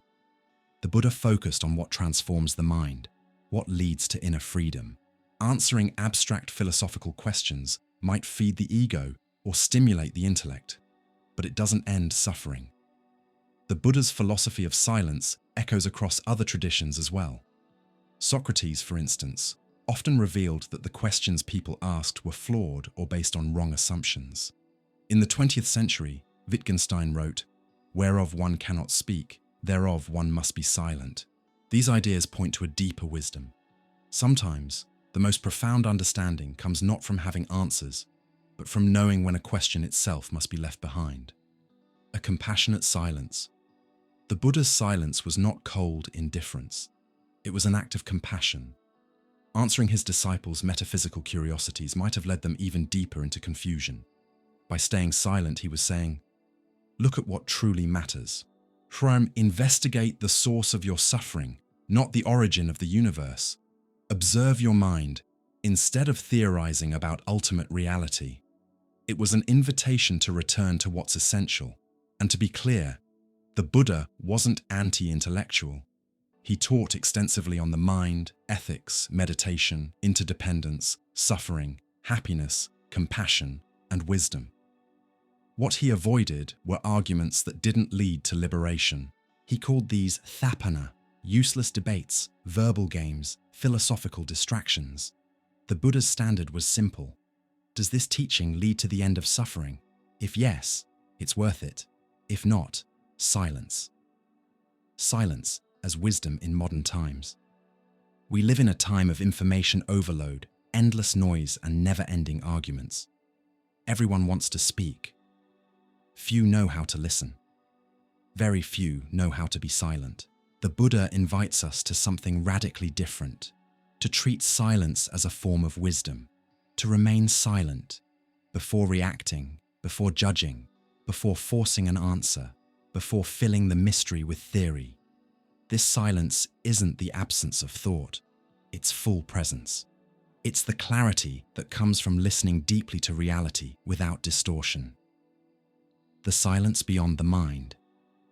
In meditation, we learn that silence isn't empty, it's fertile. It's in the silence of the mind that intuitive wisdom arises. It's there we realize the most urgent questions aren't what comes after death, but why am I suffering right now? What am I clinging to? What am I avoiding? Who is this I I'm so desperate to protect? These are the questions the Buddha taught us to explore, not with words, but through direct observation. Silence is a path. The philosophy of silence is a return to the essential. It reminds us, truth isn't something to be debated, it's something to be lived. It's not about rejecting thought, but going beyond it. Trusting that deep inside, there's a place where understanding needs no words. In silence, all unnecessary answers dissolve, and the only one that remains is presence. A reflection inspired by the Dharma. Among all the teachings in Buddhism, none is more profound, more misunderstood, or more transformative than the concept of emptiness, Shunyata. This doctrine, developed especially in the Mahayana Buddhist traditions, is not an abstract idea or a cold metaphysical theory. It's an existential insight that, when truly understood, shatters all illusions about reality, the self, and the world. Emptiness doesn't mean nothing exists, or that reality is some kind of absolute void. It means that nothing exists independently, permanently, or in isolation. Everything that is, exists because it depends on causes, conditions, and relationships. The origin of the teaching of Shunyata, the idea of emptiness, comes from the deep understanding of impermanence, Anicca, and non-self, Anatta, both part of the Buddha's original teachings. But it was the Indian master Nagarjuna, in the 2nd century CE, who gave philosophical shape to the doctrine, especially in his work Mula Madhyamaka Karika, Fundamental Verses on the Middle Way. Nagarjuna showed, with clear logic, that nothing has svabhava, meaning no thing has an inherent nature or a fixed essence that defines it on its own. What does emptiness mean? Shunyata means that all phenomena are empty of inherent existence. That includes physical objects, thoughts, emotions, identities, concepts, the self, and even the teachings of Buddhism themselves. For example, a flower doesn't exist by itself. It depends on soil, water, sunlight, time, seeds, air, and our perception. A person is not a solid entity. They are a collection of interconnected parts: body, sensations, memories, perceptions, intentions. So everything we perceive as solid, fixed, or separate is actually just a web of temporary relationships. That's the heart of emptiness. The Buddha taught this truth implicitly through the principle of dependent origination.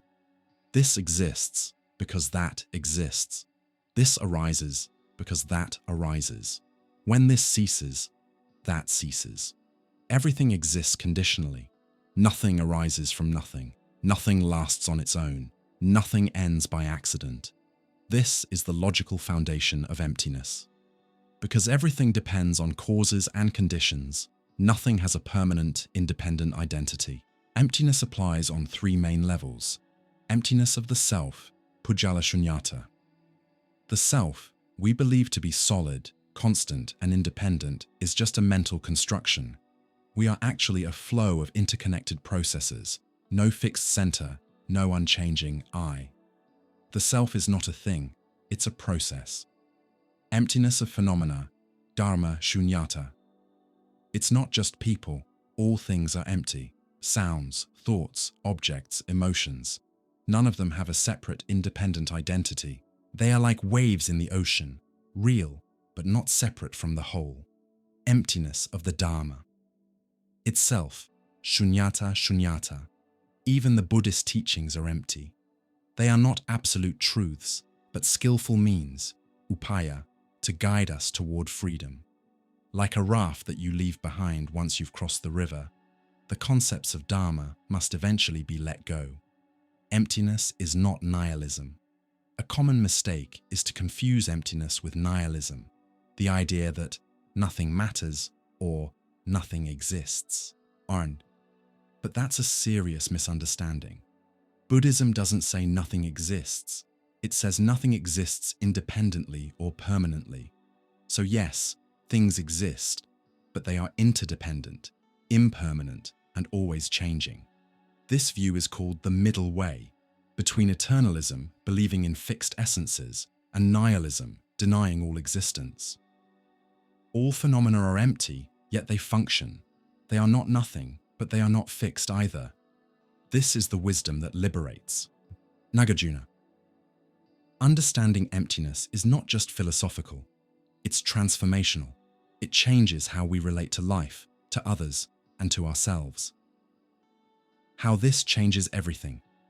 Letting go of attachment comes from the belief that there's something solid to hold on to or defend. When we see that nothing has a fixed essence, there's nothing to cling to. This doesn't lead to indifference, it leads to inner freedom and lightness. Overcoming fear. Fear of loss, death, failure is rooted in the idea of a solid me. Understanding emptiness dissolves the illusion of separation. A calm trust in the flow of life emerges, awakening compassion. When we realize that all beings are just like us, empty, impermanent, interdependent, compassion becomes natural. There's no ultimate other. We are all part of the same arising and fading process. Mental flexibility. A mind that sees emptiness lets go of dogma. It doesn't cling to fixed opinions, rigid identities, or absolute truths. It flows, it listens, it learns, it changes. Emptiness must be lived, not just understood. You can't fully grasp emptiness through logic alone. It must be experienced directly, especially through meditation. When we sit and observe our thoughts, sensations, and emotions, we begin to see that they arise and fade on their own, without control, without ownership, without essence.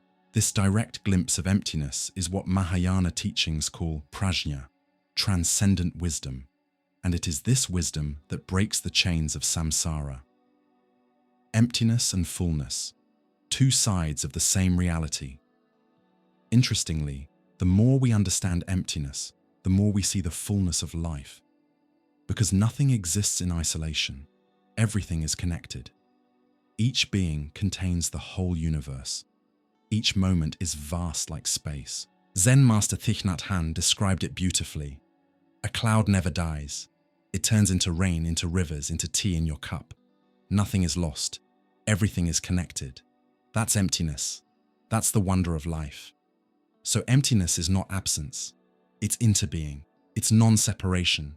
It's the dance of reality, without center, without edges, without me. Empty of self, full of wisdom. The path of emptiness is the path of egoless freedom. And the more the self fades, the more wisdom, compassion, and liberation arise. As the Buddha said, form is emptiness. Emptiness is form. Heart Sutra, Prajaparamita Hridaya. This is the revealing paradox. When we understand that nothing has a fixed essence, we open ourselves to the fullness of life. At the heart of the Mahayana tradition, one of the main branches of Buddhism, lies an ideal that's both profound and deeply compassionate, the path of the Bodhisattva. A Bodhisattva is someone who, even though they could reach Nirvana and end the cycle of rebirth, Samsara, chooses to stay in the world to help all beings achieve liberation too. They don't seek only their own enlightenment, but commit to the enlightenment of everyone. This decision doesn't come from sacrifice or obligation. It comes from something much deeper: limitless compassion, Karuna, and universal loving-kindness, Metta. It's the vow of an awakened being who understands that no one is truly free until all are free. Who is the Bodhisattva? The word Bodhisattva comes from Sanskrit. Bodhi, awakening, enlightenment; sattva, being, essence, courage. So Bodhisattva can be translated as awakening being, or one with the courage to awaken for the sake of all beings. In Theravada Buddhism, the term refers specifically to the Buddha in his past lives, preparing for full enlightenment. In Mahayana Buddhism, however, anyone, man or woman, layperson or monk, can walk the path of the Bodhisattva by committing to the well-being of all beings. The official entry onto this path begins with a solemn vow, known as the Four Great Vows. Sentient beings are countless. I vow to free them all. Delusions are endless. I vow to overcome them all. The teachings are infinite. I vow to learn them all. The path to enlightenment is impossible. I vow to realize it. At first glance, this vow seems impossible, and it is. But that's exactly what makes it sacred. It's not about reaching a goal. It's a lifelong, even infinite, commitment to acting with compassion, moment by moment, no matter how overwhelming the world's suffering may be. It's a radical decision. As long as one being suffers, I will remain here. The Bodhisattva is the true spiritual hero in Mahayana Buddhism. Unlike the solitary ascetic who withdraws from the world in search of peace, the Bodhisattva steps fully into the world, without being consumed by it. As the Zen saying goes, in the world, but not of the world. They operate within samsara, guided by wisdom and compassion, untouched by craving or aversion. Their motivation is not personal, it's universal. The Bodhisattva sees suffering, and instead of closing off, opens their heart even wider. What sets the Bodhisattva apart is bodhicitta, the mind of awakening, the deep motivation to reach enlightenment for the benefit of all beings. Bodhicitta has two aspects: relative bodhicitta, the compassionate wish to help others through real committed action; absolute bodhicitta, the wisdom that sees there is no true separation between self and others. Everything is interconnected and empty of fixed essence. It's the union of compassion and emptiness that makes the Bodhisattva path possible. Because when you realize there's no separate me, serving others is also freeing yourself. The path is lived through the six perfections, qualities that aren't followed like rules, but arise naturally from an awakened mind. Dana, generosity, giving not just material things, but your time, attention, care, teachings, presence. Shala, ethical conduct, living with responsibility, not harming others, acting with integrity. Santi, patience, enduring hardship with balance, facing challenges with courage. Virya, joyful effort, bringing consistent energy into goodness, practice, and clarity. Dhyana, meditation, cultivating concentration and mental steadiness. Prajna, wisdom, understanding emptiness, impermanence, and non-self, and acting from that awareness. These are not practiced to be good. They're lived because the Bodhisattva clearly sees that suffering only arises from ego, ignorance, and attachment. The Bodhisattva is not perfect. They are compassionate. Contrary to what many think, a Bodhisattva is not someone flawless. They still make mistakes, feel emotions, and face doubts. But they return to the vow, adjust their path, learn with humility, and keep going. That willingness to fall and rise again, to mess up and keep serving, is what makes them worthy of the path. They don't seek purity. They seek presence and selfless service. In Mahayana, Buddhist imagery, there are many famous bodhisattvas known for their specific qualities. Avalokiteshvara, Chenrezig, canon, embodiment of infinite compassion. Manjushri, wisdom sharp as a sword. Kshitigarbha, protector of the suffering, the forgotten, and those in hell. Tara, active, feminine energy of compassion, ready to respond instantly. But the deepest teaching is this: anyone can be a bodhisattva. Every time you choose someone else's well-being over your own ego, you're already acting from bodhicitta. When you listen patiently to someone in pain, forgive instead of retaliate, embrace instead of judge, offer your energy without seeking praise, you're walking the bodhisattva path. In a world marked by social unrest, climate crisis, inequality, loneliness, and hurry, the bodhisattva ideal is more relevant than ever. It invites us to be aware, but not cynical, gentle but not weak, compassionate but not passive. The bodhisattva doesn't give up. They keep acting, even in the face of despair, because they're not working for immediate results. They're working from love. As Shantideva, one of the great Mahayana teachers, once wrote, "As long as there is even one being in suffering, may I remain in this world to serve them." The bodhisattva renounces nirvana, and because of that, finds the highest form of freedom.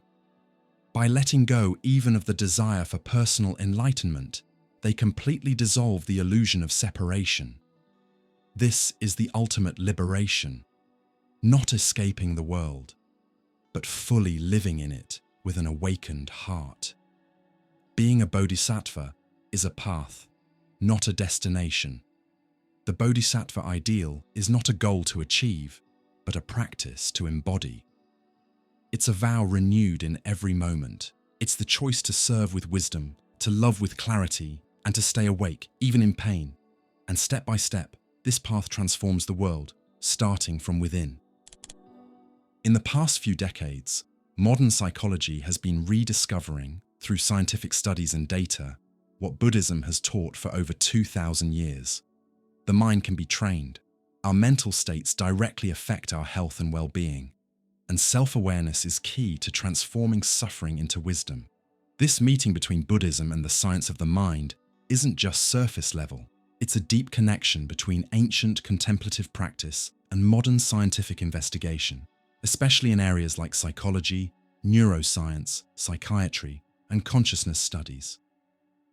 In this context, Buddhism isn't treated as a religion, but as a science of inner experience, a practical and ethical system that, without relying on blind faith, teaches how the mind works, how suffering begins, and how it can be overcome. Siddhartha Gautama, the historical Buddha, didn't create metaphysical doctrines. His approach was practical, analytical, and deeply psychological.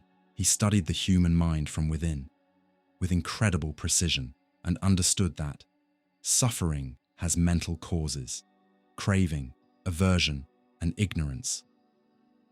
Well-being comes from clarity, compassion, and letting go. Consciousness can be trained through ethics, mindfulness, and wisdom. His method, laid out in the Four Noble Truths and the Noble Eightfold Path, is essentially a therapy for inner freedom, and as we'll see, it anticipated many core concepts that science in the West is only now beginning to understand. Mindfulness. From meditation to therapy. One of the strongest bridges between Buddhism and modern psychology is the concept of mindfulness, called sati in Pali, popularized in the West under that same name. Mindfulness means being present with an open, non-reactive awareness, fully conscious of each moment, whether pleasant or painful. In Buddhism, this is one of the foundations of meditation and self-understanding. In recent decades, it has been studied and used in clinical programs such as mindfulness-based stress reduction, MBSR, created by Jon Kabat-Zinn, mindfulness-based cognitive therapy, MBCT, used to prevent depression relapse, DBT, and ACT. Behavioral therapies that use mindfulness to manage emotions and promote acceptance. Neuroscience shows that regular mindfulness practice changes the brain. It affects key areas responsible for emotional regulation, empathy, and memory, like the prefrontal cortex, hippocampus, and amygdala. In other words, Buddhist meditation, developed over 2,500 years ago, has measurable and proven benefits for the modern human mind. The The brain can change, and Buddhism knew it. First, one of the most revolutionary ideas in modern science is neuroplasticity, the brain's ability to change its structure and function based on experience, learning, and mental training. This supports a key Buddhist insight. The mind is flexible, shapeable, like clay in a potter's hands. Dhammapada. For centuries, science believed the adult brain was fixed. Today, we know that practices like meditation, ethical reflection, and intentional compassion physically reshape the brain. Buddhist monk Matthieu Ricard, who worked with neuroscientists like Richard Davidson, showed that compassionate and meditative states significantly change brain activity, especially in regions linked to happiness and well-being. These discoveries don't just validate Buddhist methods, they expand how they're used in therapy, education, and even personal growth. Buddha, Freud, and modern psychology. Freud, the founder of psychoanalysis, said neurosis is caused by the conflict between unconscious drives and the demands of reality. Aaron Beck, creator of cognitive therapy, showed that automatic thoughts and distorted beliefs cause emotional suffering. But the Buddha had already gone deeper. He taught that suffering comes from ignorance, especially about impermanence and the illusion of a fixed self. He showed how desire, tanha, leads to attachment, which leads to fear, frustration, jealousy, and anxiety. He revealed that the self is a mental construction made of memory, language, and habit. These ideas have influenced several schools of modern psychology. Humanistic psychology encourages conscious self-transformation without dogma. Cognitive therapy aligns with Buddhism by challenging automatic thought patterns. Existential psychology finds in Buddhism a partner in dealing with death, freedom, and responsibility. The Buddhist concept of anatta, or non-self, echoes the psychological idea of disidentification. We are not our thoughts, we are not our emotions, we are not our stories. These things happen in us, but they are not us. Meditation and metacognition. Meditation teaches this clearly. A thought arises, you notice it, it passes. An emotion comes up, you feel it, it changes. An impulse appears, you observe it, it fades away. Psychology today calls this metacognition, the ability to observe the contents of your mind without getting lost in them. When we develop this skill, the mind becomes freer. Anxiety, anger, and fear lose their grip because we no longer believe in them blindly. The spiritual side of psychology. Beyond clinical psychology, Buddhism has also shaped transpersonal psychology, a branch that explores the spiritual aspects of human experience.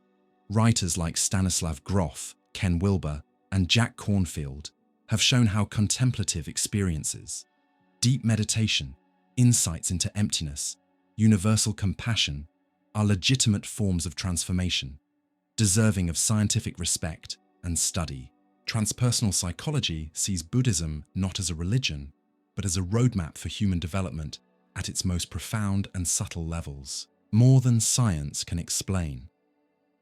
While science has made great progress, Buddhism offers something that goes beyond scientific models, an ethic of active compassion, a practice that integrates body, mind, and awareness, a worldview that moves past individualism and ego, a way to understand suffering not as a disorder, but as a human condition that can be transformed. In today's world, where mental health is a growing concern, the meeting between Buddhism and psychology builds a powerful bridge between tradition and science, between practice and theory, between ancient wisdom and modern challenges. As the Buddha once said, "Nothing is more important than the mind. Everything we are is the result of what we think. With the right mind, freedom is possible." Modern science, in confirming many of these teachings, doesn't diminish them. It simply recognizes their depth. And together, Buddhism and psychology can offer us real paths toward a more conscious, balanced, and compassionate life. Suffering is inevitable. At first glance, that might sound harsh, but in Buddhist philosophy, it's actually one of the most honest and liberating truths. While many religious traditions offer promises of comfort or future redemption, Buddhism invites us to look directly at pain, with no sugarcoating, no denial, no escape. But this isn't a nihilistic message. On the contrary, it's a call for wisdom, compassion, and inner transformation. In Buddhism, to suffer isn't a failure. It's part of being human. And understanding this with clarity is the first step toward real freedom. The Buddha began his spiritual and philosophical journey with one deep observation. Life involves suffering. This is the first noble truth, dukkha. But what does dukkha really mean? Although usually translated as suffering, it has a much wider meaning. Discomfort, frustration, dissatisfaction, existential unease. That constant feeling that something is missing.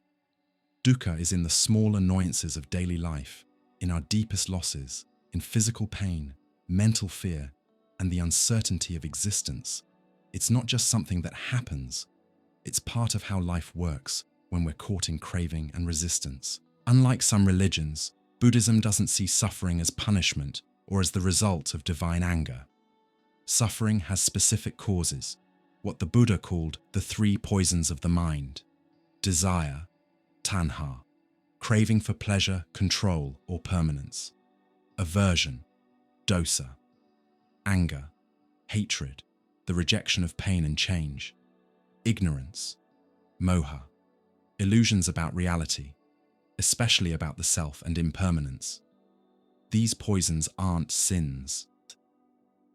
They're existential misunderstandings, distorted ways of relating to the world, and according to the Buddha, they can be recognized, understood, and gradually overcome.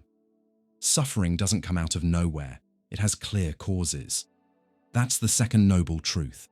Suffering arises from attachment, from our thirst, tanha, for being, for having, for holding on to what is always changing. We want pleasant things to last forever, and we suffer when they don't. We reject unpleasant things and suffer because rejection doesn't protect us from pain. We pretend we're in control and suffer when reality proves otherwise. The mind, unaware of life's constant change, clings, and by clinging, it hurts. Buddhist wisdom doesn't try to erase suffering, but to meet it with honesty and kindness.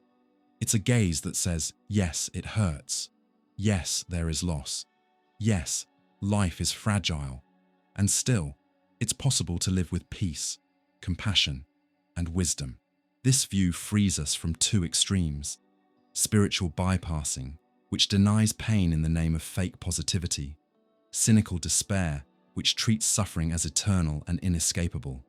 Instead, Buddhism offers the middle way. Face pain with clarity, but don't become it.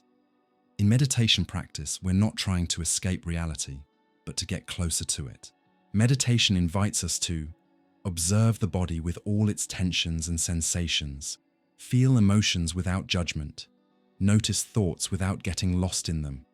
It's in this space of presence that suffering can be held, seen, and slowly softened. As Thich Nhat Hanh once said, pain is like a crying baby.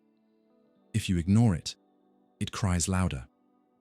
But if you cradle it with care, it begins to calm down. A trained mind learns to care for pain like a scared child, not to force it away, but to understand it. And here's the most hopeful Buddhist teaching of all: suffering can end. Not because we'll avoid all pain, that's impossible, but because we can change how we relate to pain, freeing the mind from patterns of clinging and resistance. This is the third noble truth. When attachment stops, suffering stops. That state is called Nirvana, not a paradise, but an inner freedom where suffering no longer has anywhere to take root. This liberation doesn't happen by luck. It takes practice, awareness, and compassionate effort. The fourth noble truth presents the noble Eightfold Path, which includes right understanding, right intention, right speech, right action, right livelihood, right effort, right mindfulness, right concentration. It's a kind of applied psychology, training the mind to see clearly, act ethically, and grow into inner freedom. One of the most beautiful ideas in Buddhism is this: pain can be the soil where compassion grows. When we recognize our own suffering with kindness, we become more attuned to the suffering of others. This awareness creates empathy, connection, and shared humanity. It's what Zen teacher Pema Chodron calls the unarmored heart, a heart that feels deeply but stays open. In Buddhism, pain is not a flaw in the universe. It's a messenger, reminding us that everything is changing and that something needs our attention. Instead of trying to erase pain, the path is to listen to it. Ask, what is this discomfort trying to teach me? Then walk forward with more awareness. In Buddhist communities, especially in Zen and Vipassana traditions, there's deep value in sharing pain. Meditating in groups, listening with presence, practicing active compassion. These break the illusion that we're alone in our suffering. The teaching is clear.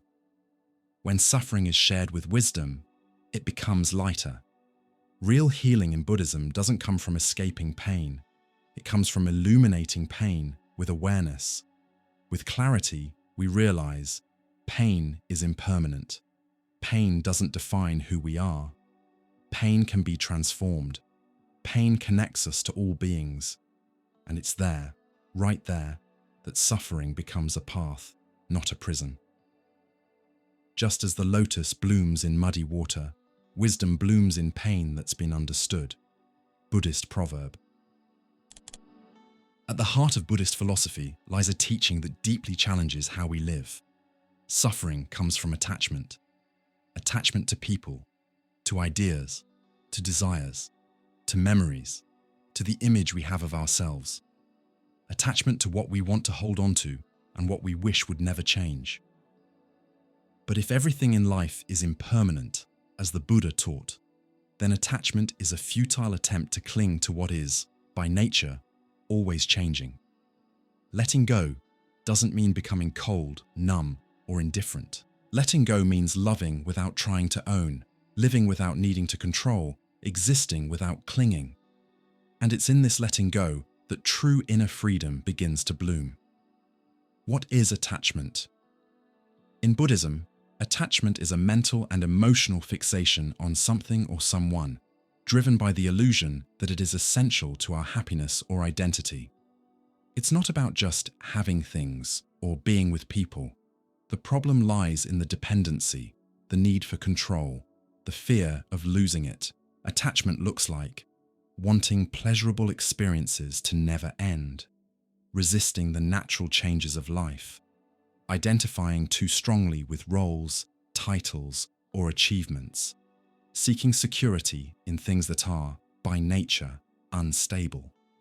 Attachment is always based on the idea of permanence in a world that is fundamentally impermanent, and that contradiction is what causes suffering.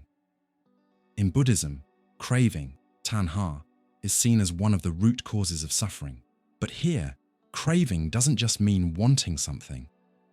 It's the obsessive, endless hunger for pleasure, for success, for an idealized version of yourself. This craving often shows up as rigid identities. I'm a strong person. I'm someone who never fails. I need to be loved to feel complete. When we cling to these identities, we start to protect them at all costs. And whenever reality challenges them, we suffer through anger, fear, shame, insecurity. Buddha taught that there is no fixed self, Anatta, that these identities are temporary constructions. And when we see that clearly, we begin to let go of the need to constantly protect this imaginary self. Letting go isn't repression. We often mistake detachment for suppression or avoidance, but in Buddhism, letting go doesn't mean denying feelings, desires, or relationships. It means not clinging to them. We can want, feel, love, and achieve, but lightly, without turning these experiences into mental prisons. As the Tibetan master Chogyam Trungpa once said, detachment doesn't mean you own nothing, it means nothing owns you. Letting go is a process. And like any deep internal process, it takes presence, awareness, and ongoing practice. 1. Recognize the attachment. The first step is to clearly see where you are attached. What relationship are you afraid to lose? What self-image are you trying to protect? What belief do you hold as absolute? Meditation helps you notice these inner movements more clearly. It creates the space you need to not react on impulse. 2. Observe impermanence. Everything is constantly changing. Your body ages. Emotions shift. People come and go. Ideas evolve. By accepting impermanence, attachment starts to lose its grip. We don't stop valuing what we have. We simply stop demanding that it lasts forever. 3. Practice letting go. Letting go isn't a one-time thing. It's a daily practice. Letting go of expectations. Letting go of control. Letting go of the need to be right. Letting go of the fear of change. And eventually, letting go of the need to be someone. The real result of detachment is not emptiness. It's lightness, openness, full presence. When we're no longer trapped by compulsive desires or fixed identities, the mind becomes vast, like the sky. And in that space, we find simple joy, love without attachment, action without ego, inner stillness. Inner freedom doesn't depend on where you are or who you're with. It depends on how you relate to what shows up. As the Heart Sutra says, with no attachment, there is no fear. The challenge of letting go in relationships. One of the hardest places to practice detachment is in relationships. We love, but fear losing. We connect, but try to control. We call it care, but often it's just attachment disguised as love. Buddhism offers a deeper kind of love, loving kindness, metta, wanting what's best for someone else without needing to own or control them. It's love that comes not from emptiness, but from inner fullness. It says, I love you, and because of that, I allow you to be who you truly are. This is the kind of love that frees, not binds. The deepest attachment is to who we think we are. Maybe the most subtle and deeply rooted attachment is the one we have to our self-image. We cling to stories like, I'm strong, I'm the victim, I'm successful, I'm spiritual. These stories feel like stability, but in reality, they limit us. They turn us into characters from a past that's no longer here. When we detach from these identities, we discover a deep kind of freedom, the right to change, to be reborn, to not know, to just be. Detachment is the death of ego and the birth of true peace. In Buddhism, ego is the illusion of a separate, fixed, central self. And attachment is what keeps ego alive. When we let go of attachment, ego begins to dissolve, not because we kill it by force, but because we stop feeding it. And what's left behind? Clarity, stillness, compassion, freedom. That is real peace, not the absence of problems, but the absence of inner prisons. When I let go of who I am, I become who I might be. Lao Tzu. Detachment is not coldness. It is the deepest kind of love, because it asks for nothing in return. It simply flows, trusts, and lets go. This is the love that sets us free. And that freedom is what teaches us how to truly love. We live in a noisy world, not just full of sounds, but of constant stimulation, distractions, too many thoughts, words, and desires. In modern life, silence feels uncomfortable. Sitting quietly seems like a waste of time. But at the heart of Buddhist philosophy, it's in silence that clarity begins to grow. The Buddha didn't give us a set of dogmas to follow. He offered a method. Observe, sit, be still, contemplate. Don't run from reality. Move toward it with quiet attention. Because it's in this deep meeting with the present moment that wisdom arises, not as a concept, but as something you actually experience. Many people think of silence as emptiness, loneliness, or lack. But in Buddhism, silence is something completely different. True silence isn't just the absence of sound, it's the absence of inner noise. It's the silence that shows up when the mind stops fighting, resisting, judging, or labeling. In that silence, there's no pressure, no need to figure anything out. The mind simply rests in itself. And in that stillness, things start to reveal themselves as they really are. As Zen Master Dogen once said, "Study silence, and silence will teach you everything." To contemplate means more than just to look. It means seeing without trying to change, without comparing, without reacting. It means creating space for reality to be exactly what it is, without interference from your ego. Contemplation often begins with formal meditation, but it expands into everything. Watching the breath, sitting with pain without pushing it away, listening to the sound of rain, noticing your thoughts and emotions with kindness. You're not trying to control or solve anything. You're just being present and aware. That's why in Zen they say, when you sit in silence, the mountains sit with you. The world calms down when you calm down. Most of human suffering comes from automatic reactions. Someone hurts us, we react with anger. We lose something, we react with attachment. We fear the future, we react with anxiety. But in the silence of contemplation, we learn to pause before reacting. The trained mind realizes, not every thought needs to be followed. Not every emotion needs to be fed. Between stimulus and response, there's a space, and in that space, there's freedom. Buddhism teaches that real clarity is born from emptiness, but this emptiness, Shunyata, isn't some cold, meaningless void. It's the wide open space of awareness where everything can come and go. Imagine the sky. It's empty of form, but it allows clouds, sun, rain, and storm. Silent awareness is like that sky, and when you access it, you stop identifying with every passing thought. In this contemplative emptiness, the self starts to dissolve. Time loses its grip. The mind becomes like a clear mirror, and in that mirror, you begin to see clearly, without effort, without filters. Silence isn't escape, it's a return. For many people, silence feels uncomfortable.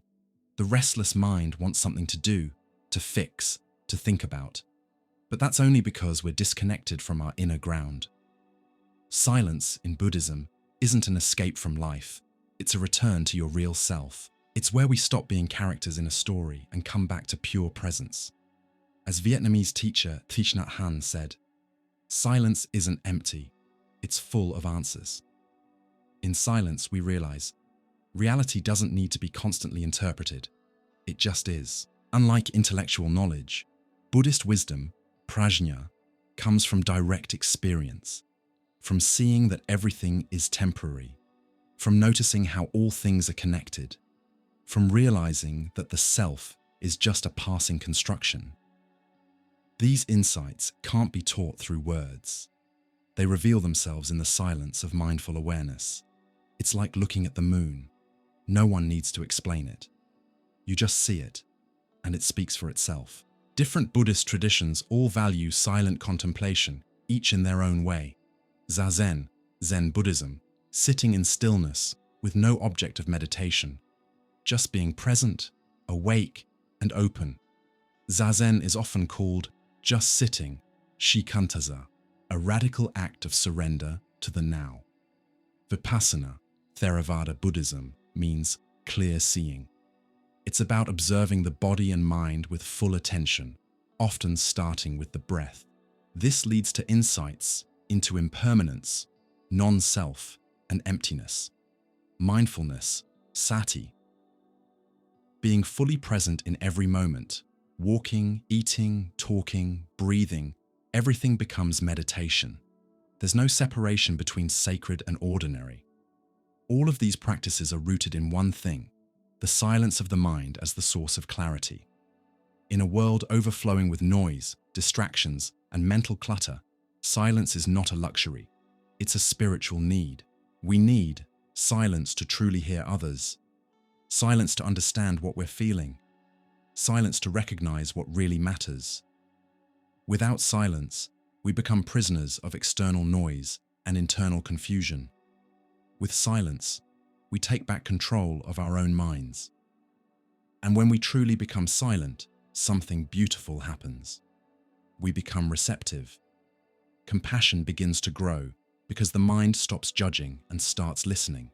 We start to hear the pain behind someone's anger, notice the fear hidden beneath someone's words, feel our own vulnerability without shame. Silent contemplation teaches us something simple and powerful. Everyone wants peace, and to offer it, we must first find it inside ourselves. There is no clarity without silence, and no silence without the courage to stop. Reflection inspired by the Dharma. To be contemplative today is a radical act. It's a rebellion against rushing, against shallow living, against constant consumption. To live contemplatively is to see deeply, act intentionally, speak mindfully, be fully present. It's not about leaving the world, it's about being fully in it. The clarity we seek from gurus, books, courses, and fast answers. It's already inside us, but it's buried under layers of noise. Silent contemplation doesn't create anything new. It simply reveals what was there all along. Just like muddy water clears when left still, the quiet mind becomes transparent. And in that mirror-like awareness, we realize we are not our thoughts. We are not our emotions. We are not the noise of the world. We are the space where all of it happens, silent, vast, awake. The Buddha didn't come to be worshipped. He never asked for blind faith, never called himself a god, and didn't create a religion in the traditional sense. Siddhartha Gautama, the historical Buddha, was a human being like anyone else. He went through suffering, faced deep existential doubts, and awakened, not through divine intervention, but through direct understanding of reality. This is one of the core traits of Buddhist philosophy. Rejecting the worship of higher powers and focusing instead on personal experience as the path to wisdom. In Buddhism, the Buddha is a teacher, not a savior. He shows the path, but he can't walk it for us. Who was the Buddha? A human being. Seeking the truth before becoming the enlightened one, Siddhartha Gautama was a prince surrounded by comfort, wealth, and security. But that life didn't satisfy him. He saw old age, illness, and death, and asked the question, is there a way out of suffering? That deeply human question led him to leave everything behind in search of the truth, not as a belief, but as a living experience. After years of inner practice and reflection, he found liberation from suffering, Nirvana. But instead of keeping it to himself, he spent the rest of his life teaching others. His teachings begin with a simple yet powerful message. I teach suffering, its cause, its end, and the path to its end. Nothing more. No miracles, no myths, no middleman. In many of his talks, the Buddha made it clear. He didn't want to be seen as an unquestionable authority. He encouraged honest inquiry, critical thinking, and personal experience. One of his most famous teachings, from the Kalama Sutta, proves this. He said, "Don't believe something just because it's tradition, or because someone told you, or because it sounds convenient. Test it for yourself. If it leads to compassion, wisdom, and freedom, follow it. If it leads to ignorance, selfishness, or suffering, let it go." This is a direct call for spiritual independence. The Buddha didn't want blind followers. He wanted awakened beings. He often used what he called skillful means, upaya, teachings tailored to the listener's level of understanding. He didn't say, "This is the ultimate truth." He said, "Use this teaching like a raft. Once you cross the river, you don't need to carry it anymore."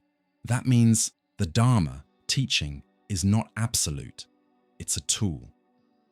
There's no dogma to worship, only a path to walk experience is more important than belief. Even by modern standards, this is revolutionary. A teacher who tells you not to cling even to his own words. Unlike many theistic religions, Buddhism doesn't offer salvation from an external force. There's no divine grace in the traditional sense, no God to fear or obey. Instead, there is the possibility of freedom through self-knowledge. The Buddha said, "You are your own master. Purify yourself. No one else can walk the path for you." This puts responsibility in your hands. It says every human being has the potential for wisdom, compassion, and freedom. He was often asked deep, metaphysical questions, like, is the universe eternal? Is there a soul after death? Did the world have a beginning or end? Is there a creator? His answer was always the same. That doesn't help end suffering. No. While interesting, those questions don't lead to liberation. The Buddha's focus was existential, not metaphysical. He cared about how we live, suffer, and find peace, right here, right now. Over the centuries, especially as Buddhism spread across Asia, the Buddha was represented in many ways. As a celestial being with supernatural powers, as a divine figure for prayer and devotion, as a symbol of perfect enlightenment. These images are rich in culture, but they often overshadow the human side of the Buddha, and that distances us from his original purpose, to guide ordinary people toward freedom through mindful practice. Still, many Buddhist teachers throughout history have brought back this image of the Buddha as a human guide, not an idol. Seeing the Buddha as a human teacher reveals something powerful. He was like us, and we can be like him. The Buddha wasn't born enlightened. He earned it with effort, doubt, persistence, compassion, and clarity. That means enlightenment isn't a miracle. It's a path anyone can walk, if we have the courage to look within. In Buddhism, nothing is just a theory. Every teaching exists to transform how we think and act. The Buddha talked about meditation, not as a mystical ritual, but as mental hygiene ethics, not as moral obligation, but as the foundation of inner peace wisdom, not as collecting facts, but as seeing reality clearly.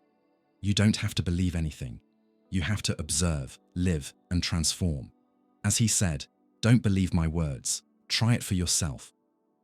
The Buddha's goal wasn't to convince you of a higher truth, but to free you from the prison of ego, attachment, and ignorance.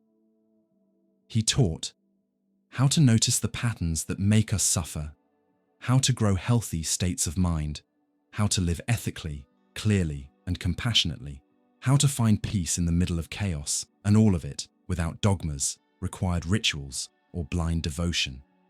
In Buddhism, faith means confidence born from practice, not unquestioning belief. At the end of his life, the Buddha told his followers, "Be a light unto yourselves. Rely on your own inner refuge. Don't look outside for what's already inside." Those words still echo today as a powerful call for spiritual maturity. A true teacher doesn't create eternal followers.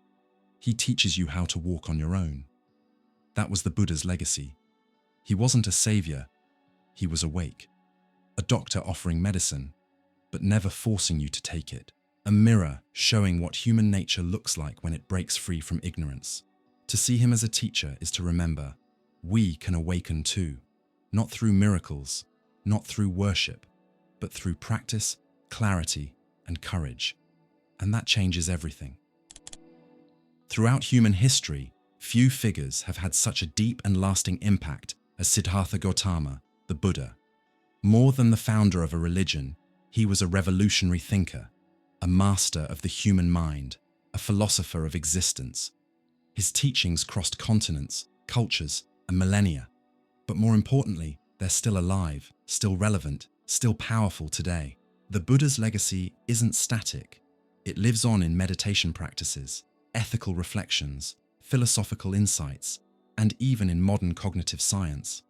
And his message isn't just for monks or Buddhist practitioners. It reaches anyone willing to look at themselves with honesty and courage. After the Buddha's parinirvana, the death of his physical body, His teachings were carefully preserved by his disciples and passed down orally for generations. Later, they were written and organized into the Pali and Sanskrit canons, forming the foundations of the Theravada, Mahayana, and Vajrayana schools. Over time, Buddhism spread to Sri Lanka, Southeast Asia, Tibet, China, Korea, Japan, and Mongolia, adapting to each culture without losing its core, freedom from suffering through self-knowledge. Each tradition interpreted the Dharma in its own way, but all stayed focused on the same truth the Buddha taught so clearly. The mind can be transformed, and freedom is possible, right here, right now. A moral compass, rooted in compassion. One of the pillars of Buddhism is an ethics based on active compassion. Instead of obeying external commandments, the Buddha offered an ethics driven by inner awareness, rooted in the deep understanding that our actions have consequences, karma. All living beings feel pain and seek happiness.